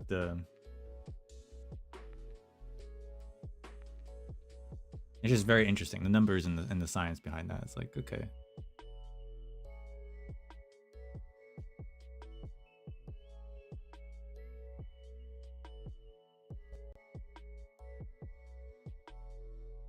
One chapter a stream seems like a good pace. It depends on how big the chapters get. I guess we can kind of see that actually in here.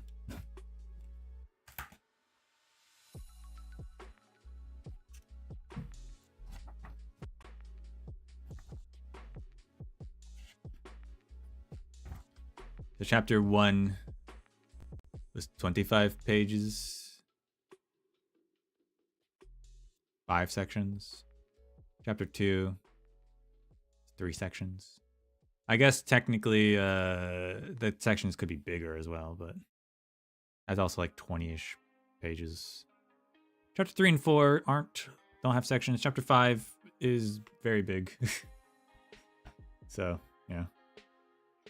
That one probably might take longer. Thumbs up.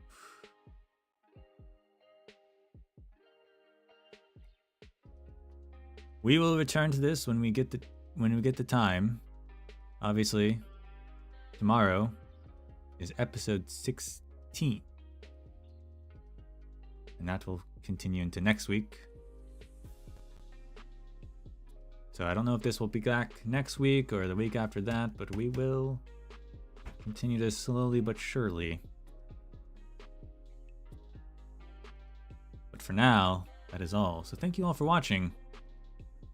And until we meet again, May the sands of time treat you well.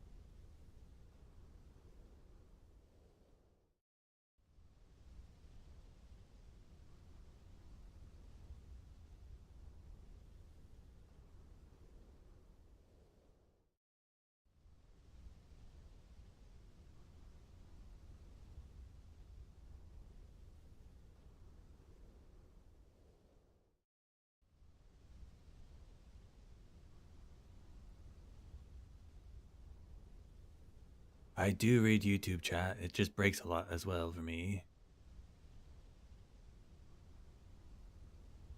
And I did say hi. Anyway, bye.